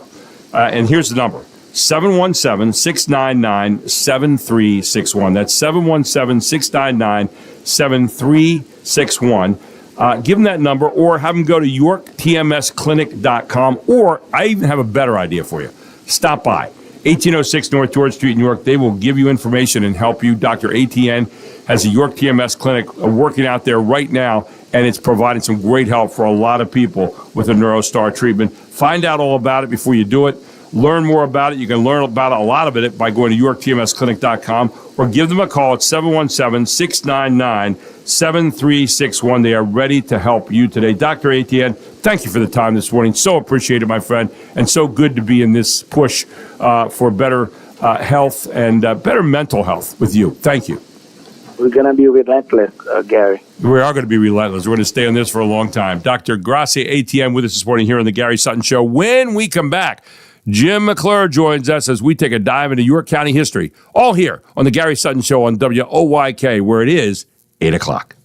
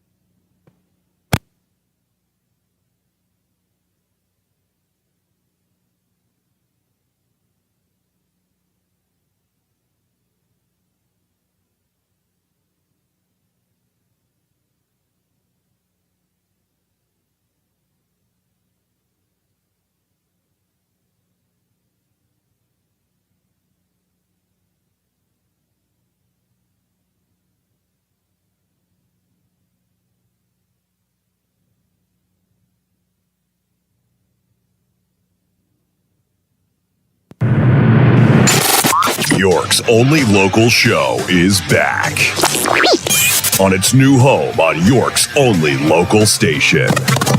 Guess who's back again.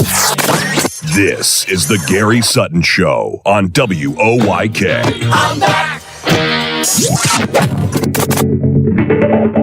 Now, broadcasting live from WOYK's downtown York studios inside Wellspan Park, here's Gary Sutton. And welcome back to the final hour of the week, Mark. It's the Gary Sutton Show here on WOYK. Look at the sun out there. I know. I haven't seen that in days. And the sky. Is that blue? Yes. Right here over the main street of York and York County. This is the Gary Sutton Show, and Mark McKenzie with you this morning. All brought to you by a presenting sponsor, Barley Snyder, attorneys at law. You can find them at barley.com. Features a wide variety of practice areas, 29 to be exact, and over 130 plus attorneys in the Pennsylvania and Maryland area to take care of meeting you on whatever area is of a concern. Yeah. Why don't you check them out at barley.com to find out all about them. But they have a variety of practice areas, industry groups, service teams, all geared toward one thing and one thing only, helping you achieve your business goals. You can find them today at barley.com. And right here in York, they're at 100 East Market Street. They're open 9 a.m. to 5 p.m. weekdays throughout the course of the week. And you can go to 717-846-8888. That's 717-846-8888. Or go to barley.com, the website, and find out all about Barley Snyder Law Firm. And we are so proud to be with them. This hour being brought to you by Regis Glen Country Club, where I'm a member, have been there since 2001 with my wife, Debbie, and we love it there. And why do we love it so much? Well, it's a fun place. It's a fun place. And you can find out about how Country Club, and we think of Country Club, we think, oh, I can't join a Country Club. It costs too much money. Not so. Regis Glen Country Club has a very affordable membership for you, different kinds of memberships there, from a full golf membership to a pool membership to a social membership to a dining membership. Single memberships are okay. They've got all kinds of things for you, from a wonderful golf course designed by Arthur Hills, one of the best designers in the country, to an 8-acre practice range that is fantastic with a short game area and a long range putting green that's huge. In fact, 2 putting greens, one right next to the first tee and one up there on top next to the practice area. It's just a beautiful place. 5 minutes from where I'm sitting right here in downtown York. You'll feel like you're out in the country, and yet you are literally 5 minutes from Wellspan Park. You can get down here in a heartbeat. And they've got a great pool down back of what is known as the fairway table, a nice casual dining place with a deck out on back. You can sit out over the pool. You can have your dinner down by the pool. They got bocce courts. They've got pickleball courts that are brand new this year. They've got tennis courts for you. They've got a 400-person tent where you can have all kinds of things like weddings and meetings and all kinds of things like that, get-togethers, graduation parties for any reason. And then they've got this happy atmosphere that has all kinds of fun things for you to do. They got a 19th hole right behind the pro shop where you can go in there and have a little drink with your friends afterward, just sit down and gab. It's got all kinds of amenities. Why don't you give Lacey a call today at 717-747-1919. That's 717-747-1919. And at the prompt, you can either hit number 1 there, or you can hit the prompt for the general manager. That's what Lacey is. She is a lovely lady, and we'll show you around. Come on out and experience what the Regis Glen Country Club is all about. And right now, by the way, they're selling homes there as well, and they're building them and putting them up inside, and it's just a fantastic place. Regis Glen Country Club, the proud sponsor of this hour of the Gary Sutton Show. They're at 1000 Golf Club Road, right off Indian Rock Dam Road, just across the street from Indian Rock Dam School. And you come on in there, and you're going to experience what country club, affordable country club membership can be like.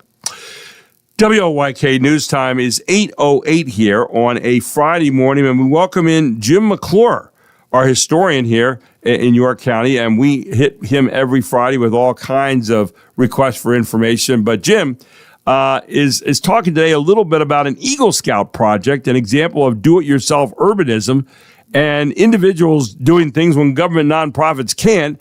And Jim joins us here this morning. He's the author also of a wonderful book out there. It's called Never to Be Forgotten, a 275 year compilation of stories about York. Good morning, my friend. How are you this morning? Doing really well, Gary. Interested in talking about this project. It's a really good project. Yeah, I want to hear all about it. I never made it to an Eagle Scout. My dad did.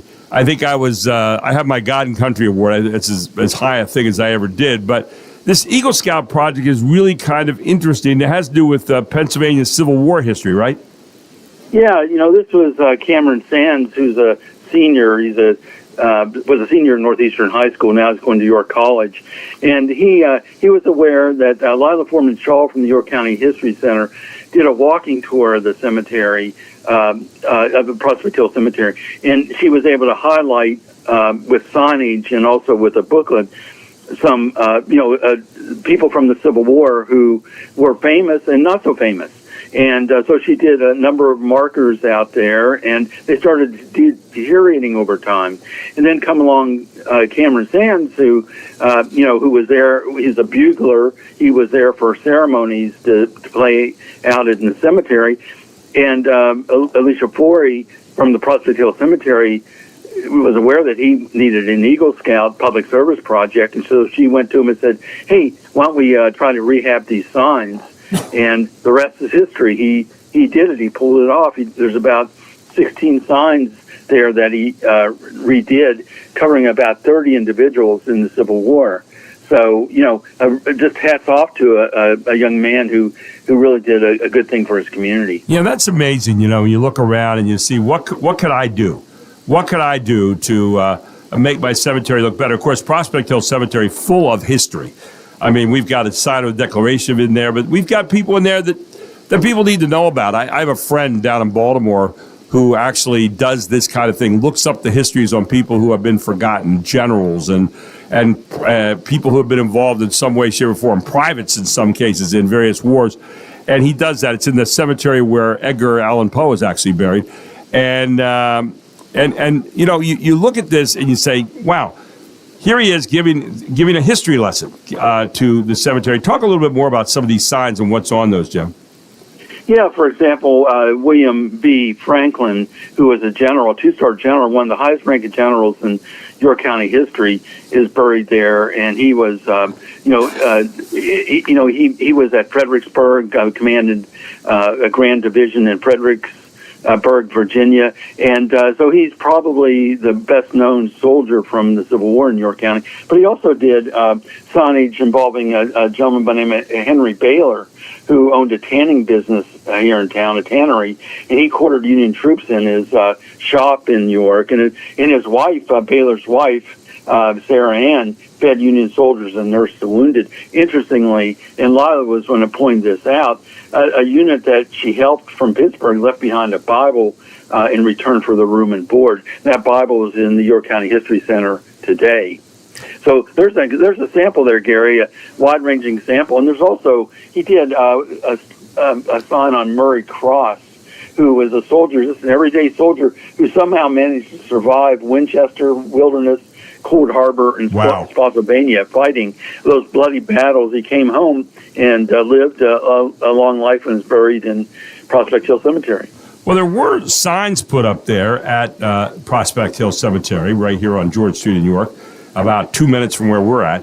And but they became weathered over the years, right? I mean, I think there was a 2005 booklet that Lila wrote that it was called A Walking Tour of Civil War Area Residents at Prospect Hill Cemetery in York. Well, those signs became a little bit weathered over the years, and that's where the young man stepped in on his project, right? That's right. Interestingly, Lila herself was doing do-it-yourself urbanism.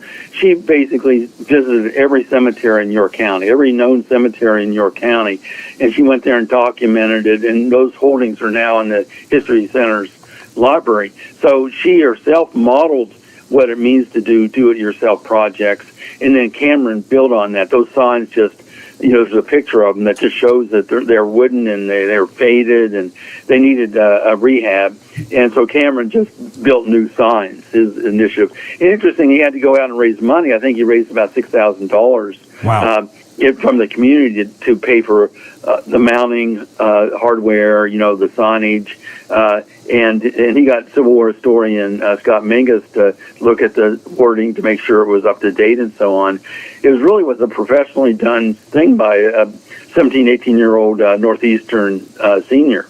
Now, Cameron is a trumpet player as well, and he's going to York College as a mechanical engineering major this fall. But he's going to continue to play his trumpet and his bugle right there at the cemetery. Is that right?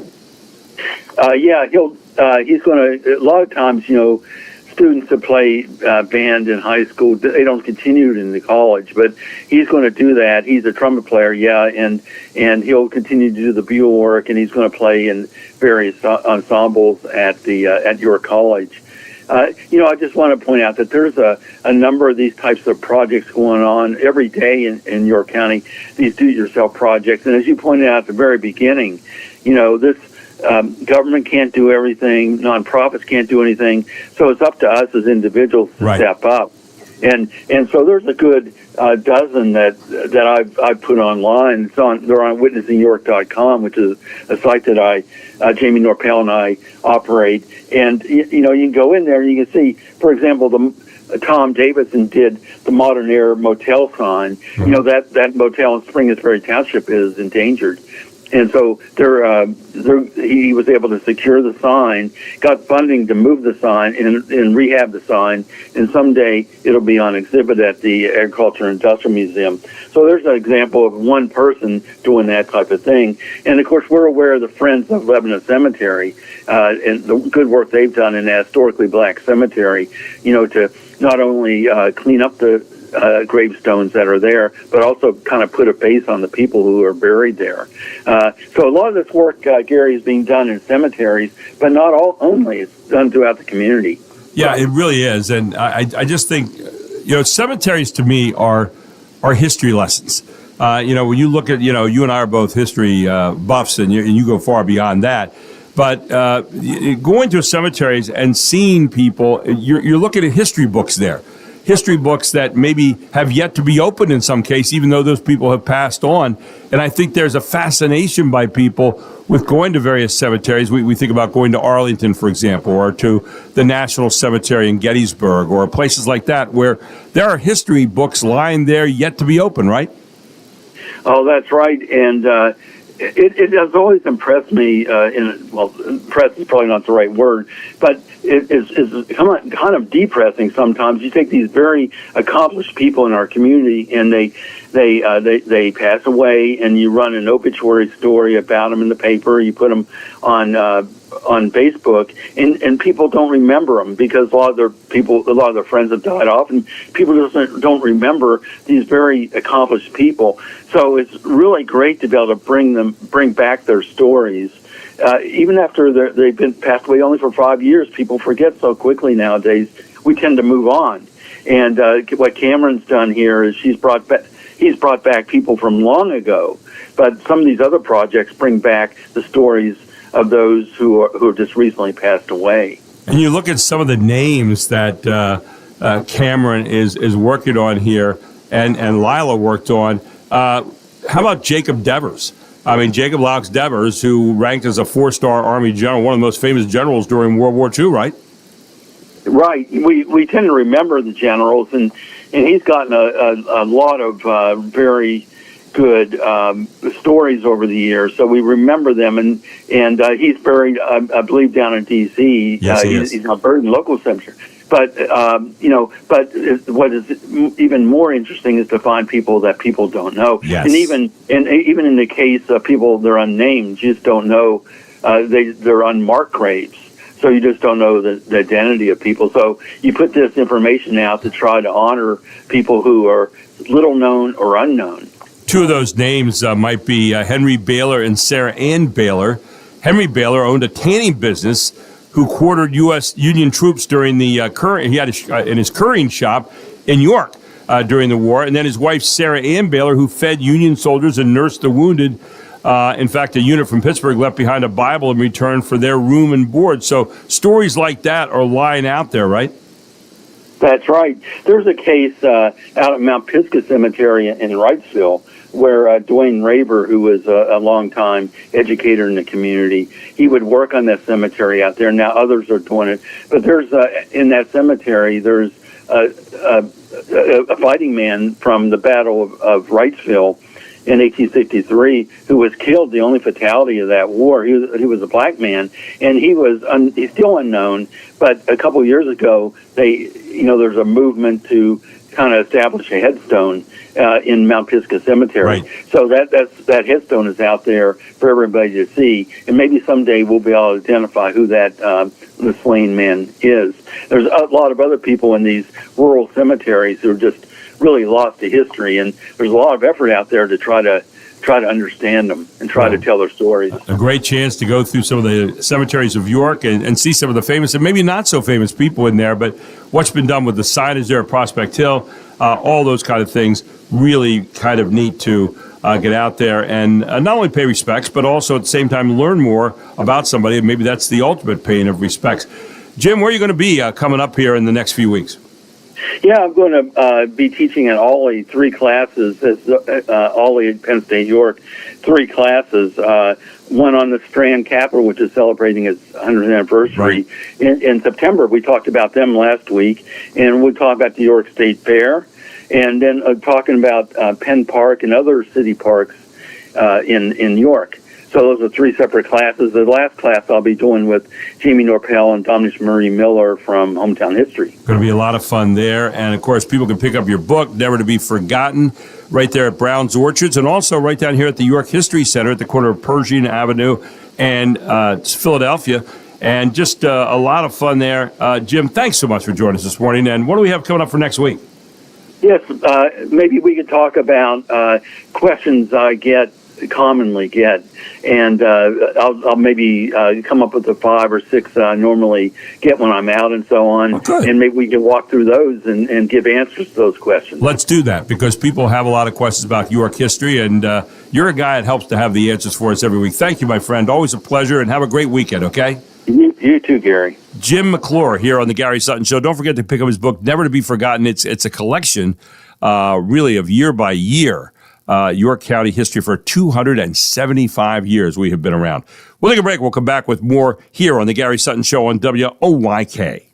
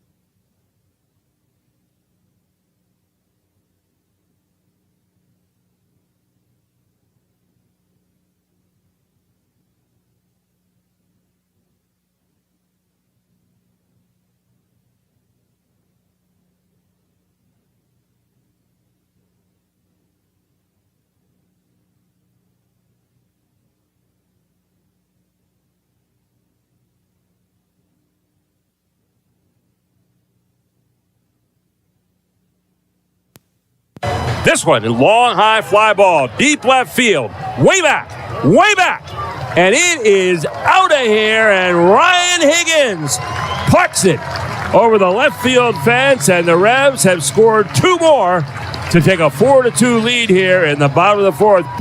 And a swing and a drive deep the other way in right center. It is gone! Brandon Lewis absolutely drills his 12th of the year. And the Revs right back within a run. It's 7-6. Swinging a ground ball, base hit to left. Rick is sending a roadshow. Takas is up throwing, and it's way off to the middle of the infield. Game tied. William Simonite does it again. And we're tied 8-8 here in the bottom of the 7th inning. Swing and a line drive, base hit to right field. Here's Simonite around third. Arbolita's throw to the plate. He slides, he's in. He got the foot in ahead of the tag. And Brandon Lewis with the at-bat of the night. And the Revs lead it 9-8 here in the 7th. And there you go. The Revs game last night, they concluded their season series with Hagerstown last night. They won 21 games and lost 3. All year long. And so they won the rubber match last night. The 4th straight rubber match they won, which means the 3rd game of a 3-game series. That's tied 1-1. And the Revs had it again tonight as Charleston comes into town. Charleston coming directly from Staten Island, New York last night, where they played a doubleheader, Mark. And they won 2-0 and lost 3-1 to Staten Island. So you talk about road weary. They'll come in here tonight to play. But it is ladies' night tonight here at Rev Stadium at Wellspan Park. And ladies, the first 750 ladies in get free crossbody bags tonight. Yeah. They have a special vendor shopping on the concourse, which will scare their husbands.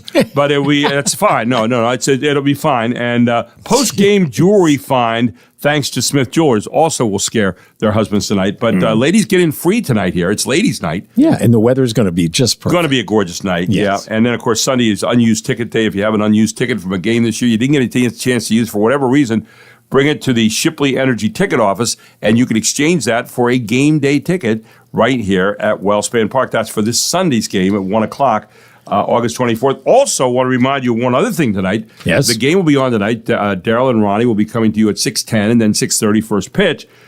But also, Gareth Hisson will be bringing you the high school football game opener tonight, and that'll be online at 989WOYK.com. That's 989WOYK.com. It'll be Dallastown at Hempfield for the opening game tonight, 989WOYK.com. Gareth Hisson with the call on that one tonight. And a little bit later on, Andy Bria will be joining him in the season as we bring you high school football like no one else. I asked a question today, and no one even took a shot at it. I'm hurt. I'm disappointed about Theodore Roosevelt 123 years ago in 1902 became the first U.S. president to do what at a public appearance? It was riding an automobile. In 1902, he rode in an automobile at a public appearance. No president had ever done that at a public appearance before. So, horseless carriage, I say. Little something there for Mr. Roosevelt. And there you go. I would like to throw out 2 words to you. Yes. Bubble wrap. What do you think of that? Well, I lost my sound here for a second, so I'm... bubble wrap. Bubble wrap. Bubble wrap. Bubble wrap. I like bubble wrap because I can do mindless cracking of that. I can sit and do that, and it's addictive. Speaking of mindless, let's learn more about bubble wrap. Fox Facts. With students packing up to head off to college, rolls of bubble wrap are flying off the shelves. But it wasn't always used for packing. Bubble wrap was actually invented in 1957 as wallpaper. Engineers Alfred Fielding and Mark Chavon sealed 2 shower curtains together, hoping to create a new kind of textured wall decor. It didn't sell, and neither did their next idea, greenhouse insulation. So they shifted gears and focused on using the bubbled plastic as packaging material. In 1960, they received a patent for it as cushioning wrap. A year later, IBM became one of the first major companies to use it to safely ship computer parts. Sealed Air, the company they founded, trademarked the name and still makes millions of feet every year. Other companies make similar stuff, but the original name stuck, and so did the irresistible urge to pop it. Matt Murphy, Fox News. Yeah, that's me. That's me. I have very few things to which I would be addicted, but that is one where I could sit and do that for hours on end. Oh, let me put that on my Christmas list. And it's obnoxious and it's all that. But the bubble wrap is one of those things that just you can't help yourself. You cannot help yourself at all. When we come back, Dr. Nick Pandalidis joins us, former orthopedic surgeon, and we take a look at the world through his eyes. And I'm going to give you a disturbing story. I really am. And this story is about a French streamer who dies live online during an extreme challenge. And where have we come to? I'm going to ask Dr. Nick about that when we come back here on the Gary Sutton Show on WOYK. All brought to you this hour by Regis Glen Country Club at 1000 Golf Club Road right here in New York. Give them a call today at 717-747-1919. Talk to Lacey, the general manager, about getting the tour about how Country Club membership can become very affordable for you. And they have all different kinds available, and you might be surprised just how cheap it can be. Regis Glen Country Club, one of the great jewels of the community here. Wonderful golf course, bocce courts, pickleball courts, tennis courts, great programs, wonderful place to eat there at the fairway table, just some great food and service, and a swimming membership, all kinds of things for you here at Regis Glen Country Club. Check it out today and find out all about what a affordable option it can be for you and your family. We'll take a break. We'll come back with more. It's 8:30.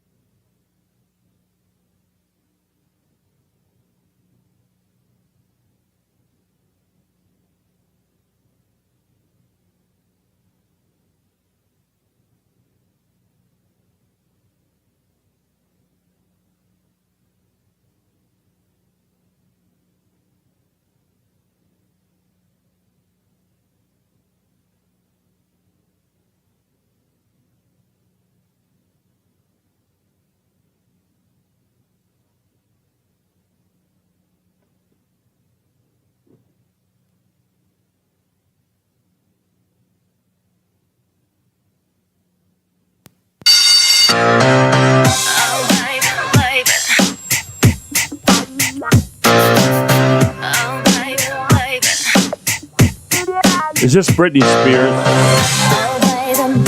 If you have to ask. Yeah, I know. It was more of an annoyance, rhetorical question, right? Yeah. Yeah, I don't know. This is where it all started. Yeah, great. After the Disney Channel.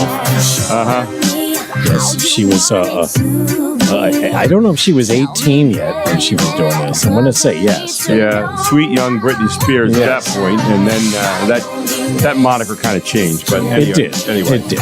Yeah, welcome back. The Gary Sutton Show here on WOYK on a Friday morning, our final half hour. And we bring in Dr. Nick Pandalidis during this time, and he's a former orthopedic surgeon here in New York, now generally retired.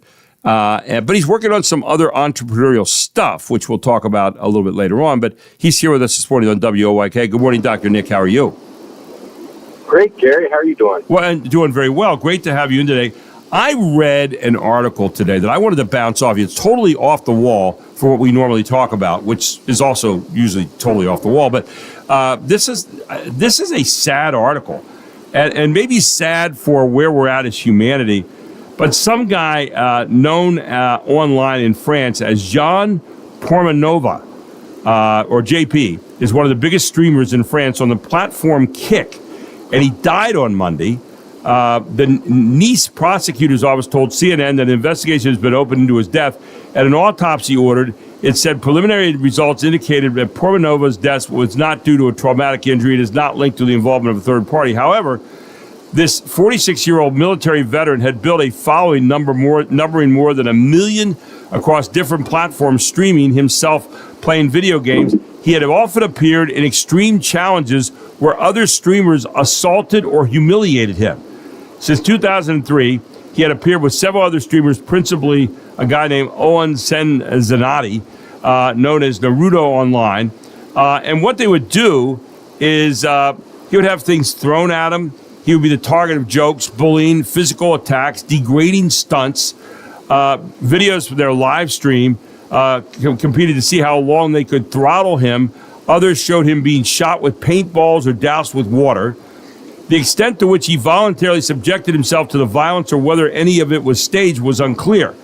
But thanks to donations from subscribers, the group earned money from the live streams.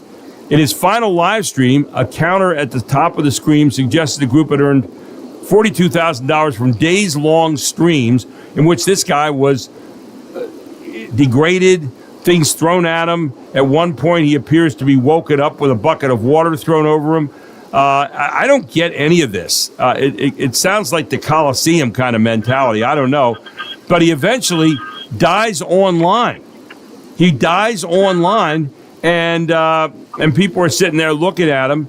And what possesses our society to even tune into something like this? I mean, these streamers have to be really sick. What are your thoughts? I don't know. I mean, this might not sound reasonable, but I do think that, and who knows who the streamers were, but I mean, we have definitely moved in such a sad direction. I really think it's probably worse in Europe. I'd be interested to know where the following was.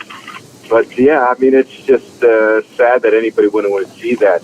There was my grandchildren loved, and I don't think they watch it so much now, but it was a YouTube channel, a guy named Blippi. And I think he started his YouTube career doing something like that.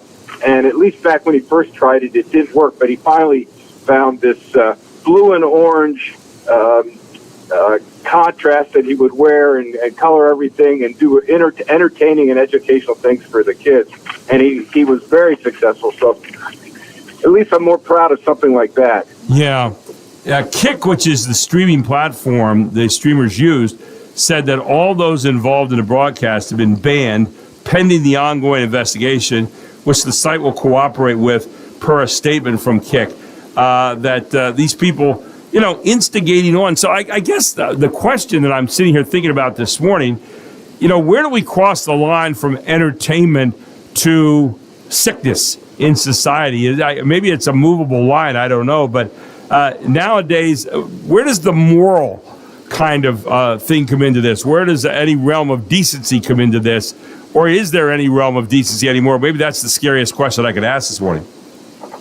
Yeah, no, I think you hit right upon it. It's a moral issue, and I think in so many ways we've lost our moral foundation. I don't think our country has been, it certainly hasn't been a Christian country like the Middle Eastern countries can be Muslim countries, but there was always an understanding and an acceptance that the traditional Judeo-Christian morality framework was truth and goodness, and we all fell short of it many, many times. But I think the big difference is, no longer acknowledging that there is, such a standard, such a framework. Yeah, I agree with you, and I think we've become such a visual world today. One of the great things about radio, yesterday was National Radio Day, is that we are the theater of the mind, where you can use your imagination, but you also have to know your limits. You have to know what is dirty, what is maybe just naughty, what is fun, what is not fun. When you can beat somebody up a little bit and have some fun with it, and yet at the same time it's not in terrible taste. I mean, we constantly, we don't struggle with it, but we think about, those kind of limits. And, the idea that we have rights given to us in our society, but those rights come with a certain level of responsibility. And it seems like, there's one thing to pushing the envelope boundaries. There's another thing to kind of jumping off the end of the table there and just diving into total irresponsibility, right? Absolutely. And I know you and I have talked about this before, but that famous John Adams quote about, the freedoms that were built into our Constitution, that they were only appropriate, for a moral and ethical society. I wanted to also talk to you a little bit this morning about President Trump, this takeover of Washington, D.C., and trying to get the crime under control. And it appears that they've done pretty well, but they basically took over the Metro Police. Now, people say, how can you do that? Well, Washington, D.C., the District of Columbia, is an entirely different thing from a state. And the Congress and the president do have some rights there to actually do that. But the president announced that a little over a week ago to rescue the city from crime. That was on August 21st. He met with law enforcement officers who have been deployed to patrol the city. And he recently described as rampant with crime, bloodshed, bedlam, and squalor. He got homeless off the streets. They have gone in there now, and they've arrested a number of people over the past week or so. You look at this visual, and you're kind of uncomfortable with it. Where if you're going down to Washington, you see National Guardsmen at Union Station and places like that, which I was reading articles about yesterday. The president brought hamburgers and pizzas out for the crowd on Thursday in Anacostia Park and offered words of encouragement to law enforcement officers. Your thoughts on this? I mean, we often say we want crime down, but we don't want to have a look of an armed camp, and yet that's a little bit about what you see in Washington, D.C. Your thoughts on that in a free society? Well, personally, I don't have any problem with it. I think, one of your rights as a citizen is to feel, safe. The whole idea of people not, carrying guns and defending themselves, and taking the law into their own hands is that the government will provide that safety and security. That is just a very reasonable expectation for a citizen, that's made a contract, compact with the government. I think, as you said, it is, it's the federal District of Columbia, and I think it's very appropriate to step in. I think that, for instance, if there was a similar problem in a state where the city wasn't, controlling it, and I think there's plenty of, and there was a governor who was so inclined to send in the National Guard, I think that would be his prerogative, because, ultimately those responsibilities, if they're not fulfilled by the local government, they got to be taken up by the next level of government. I think it's an important precedent, and some of these governors should be thinking about it. The problem is that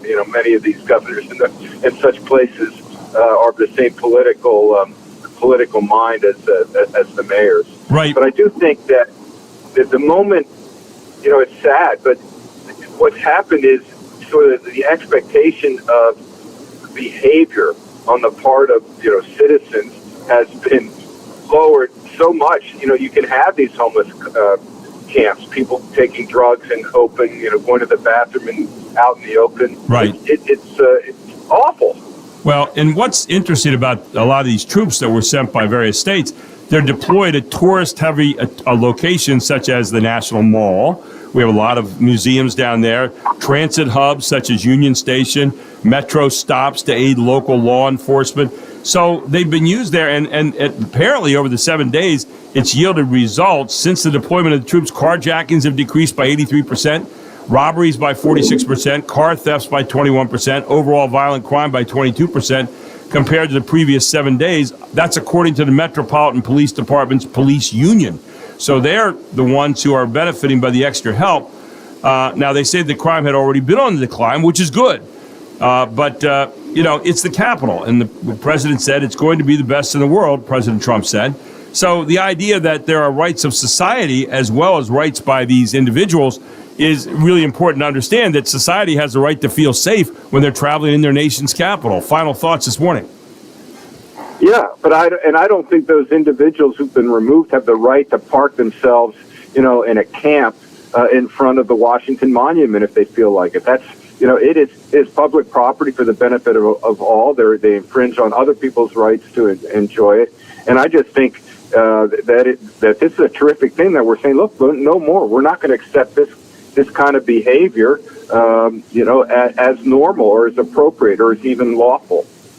And that's not taking away the right to protest or the right to, get out there in front of the White House and protest, that kind of thing. It's not doing that at all. Absolutely. But what it is saying is, you can't do irresponsible things. You can't, invade someone else's rights to enjoy a time while they're there. If they don't want to take part in whatever you're doing, you don't have a right to go up and squeegee their car and bother them at their stoplight or doing all that kind of stuff. And you don't have the right to deal drugs out in a public place there where people are that might involve violence in the long run. You don't have a right to do all that. So it is interesting to watch this, but I appreciate your thoughts on that this morning, Dr. Nick. Thank you so much for joining us, and we'll look forward to hooking up with you again. Are you going to be on vacation next week?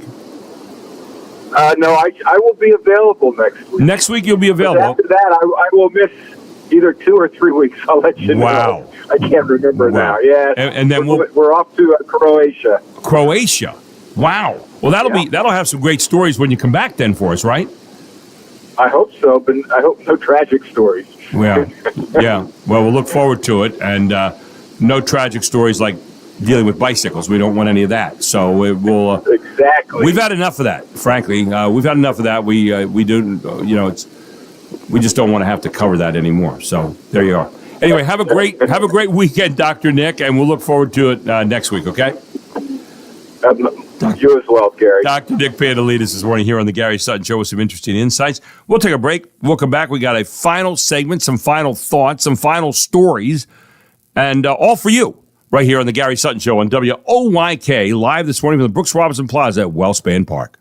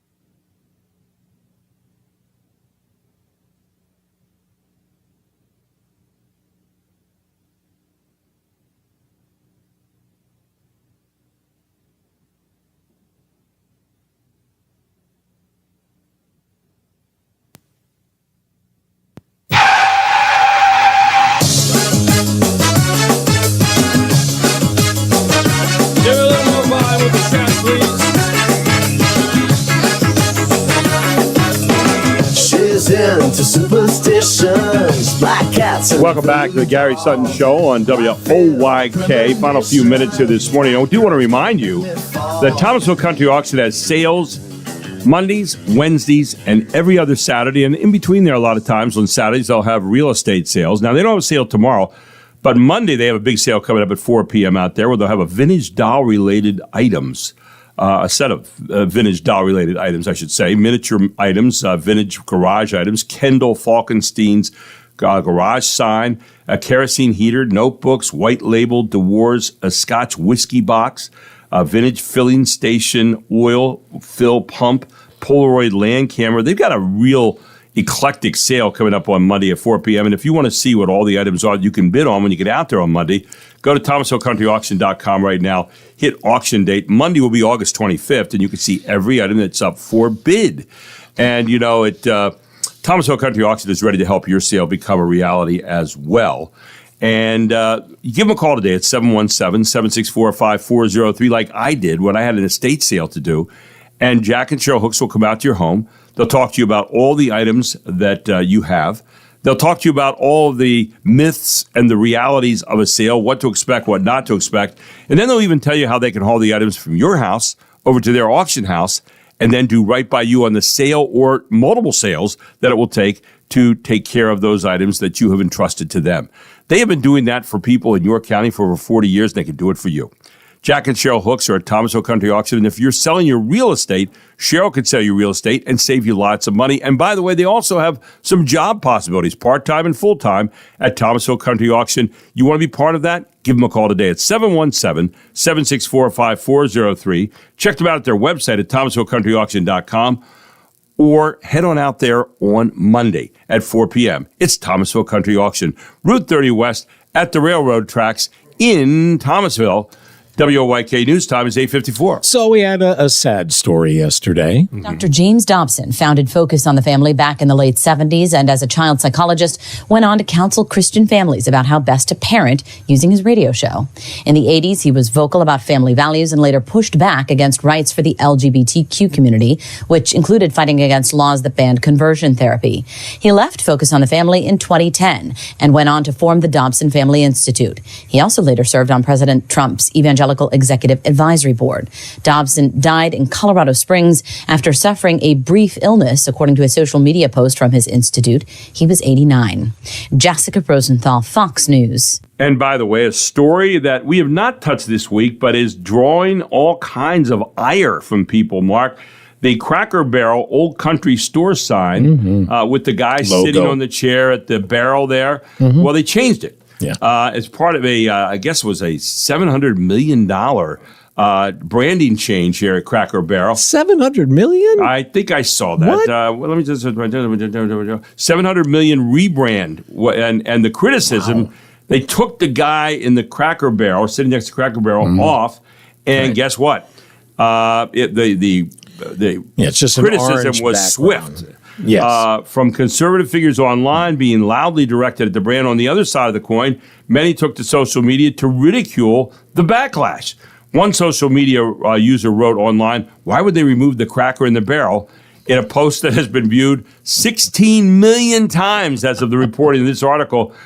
Colin Rugg, co-owner of the Trending Politics website, described the logo as depressing in a post viewed on X over 9 million times, while Byron Donalds, a Republican representative for Florida, wrote on X in a post viewed 3 million times, "No one asked for this woke rebrand. It's time to make Cracker Barrel great again." Oh, no.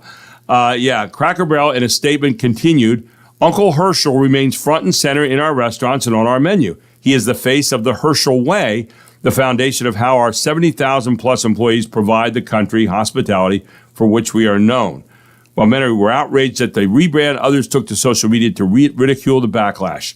So, it's amazing what people are doing over a brand change and a picture change. I don't think it's quite changing the recipe for Coke, but it seems to have at least a momentary visceral reaction around the country, Mark.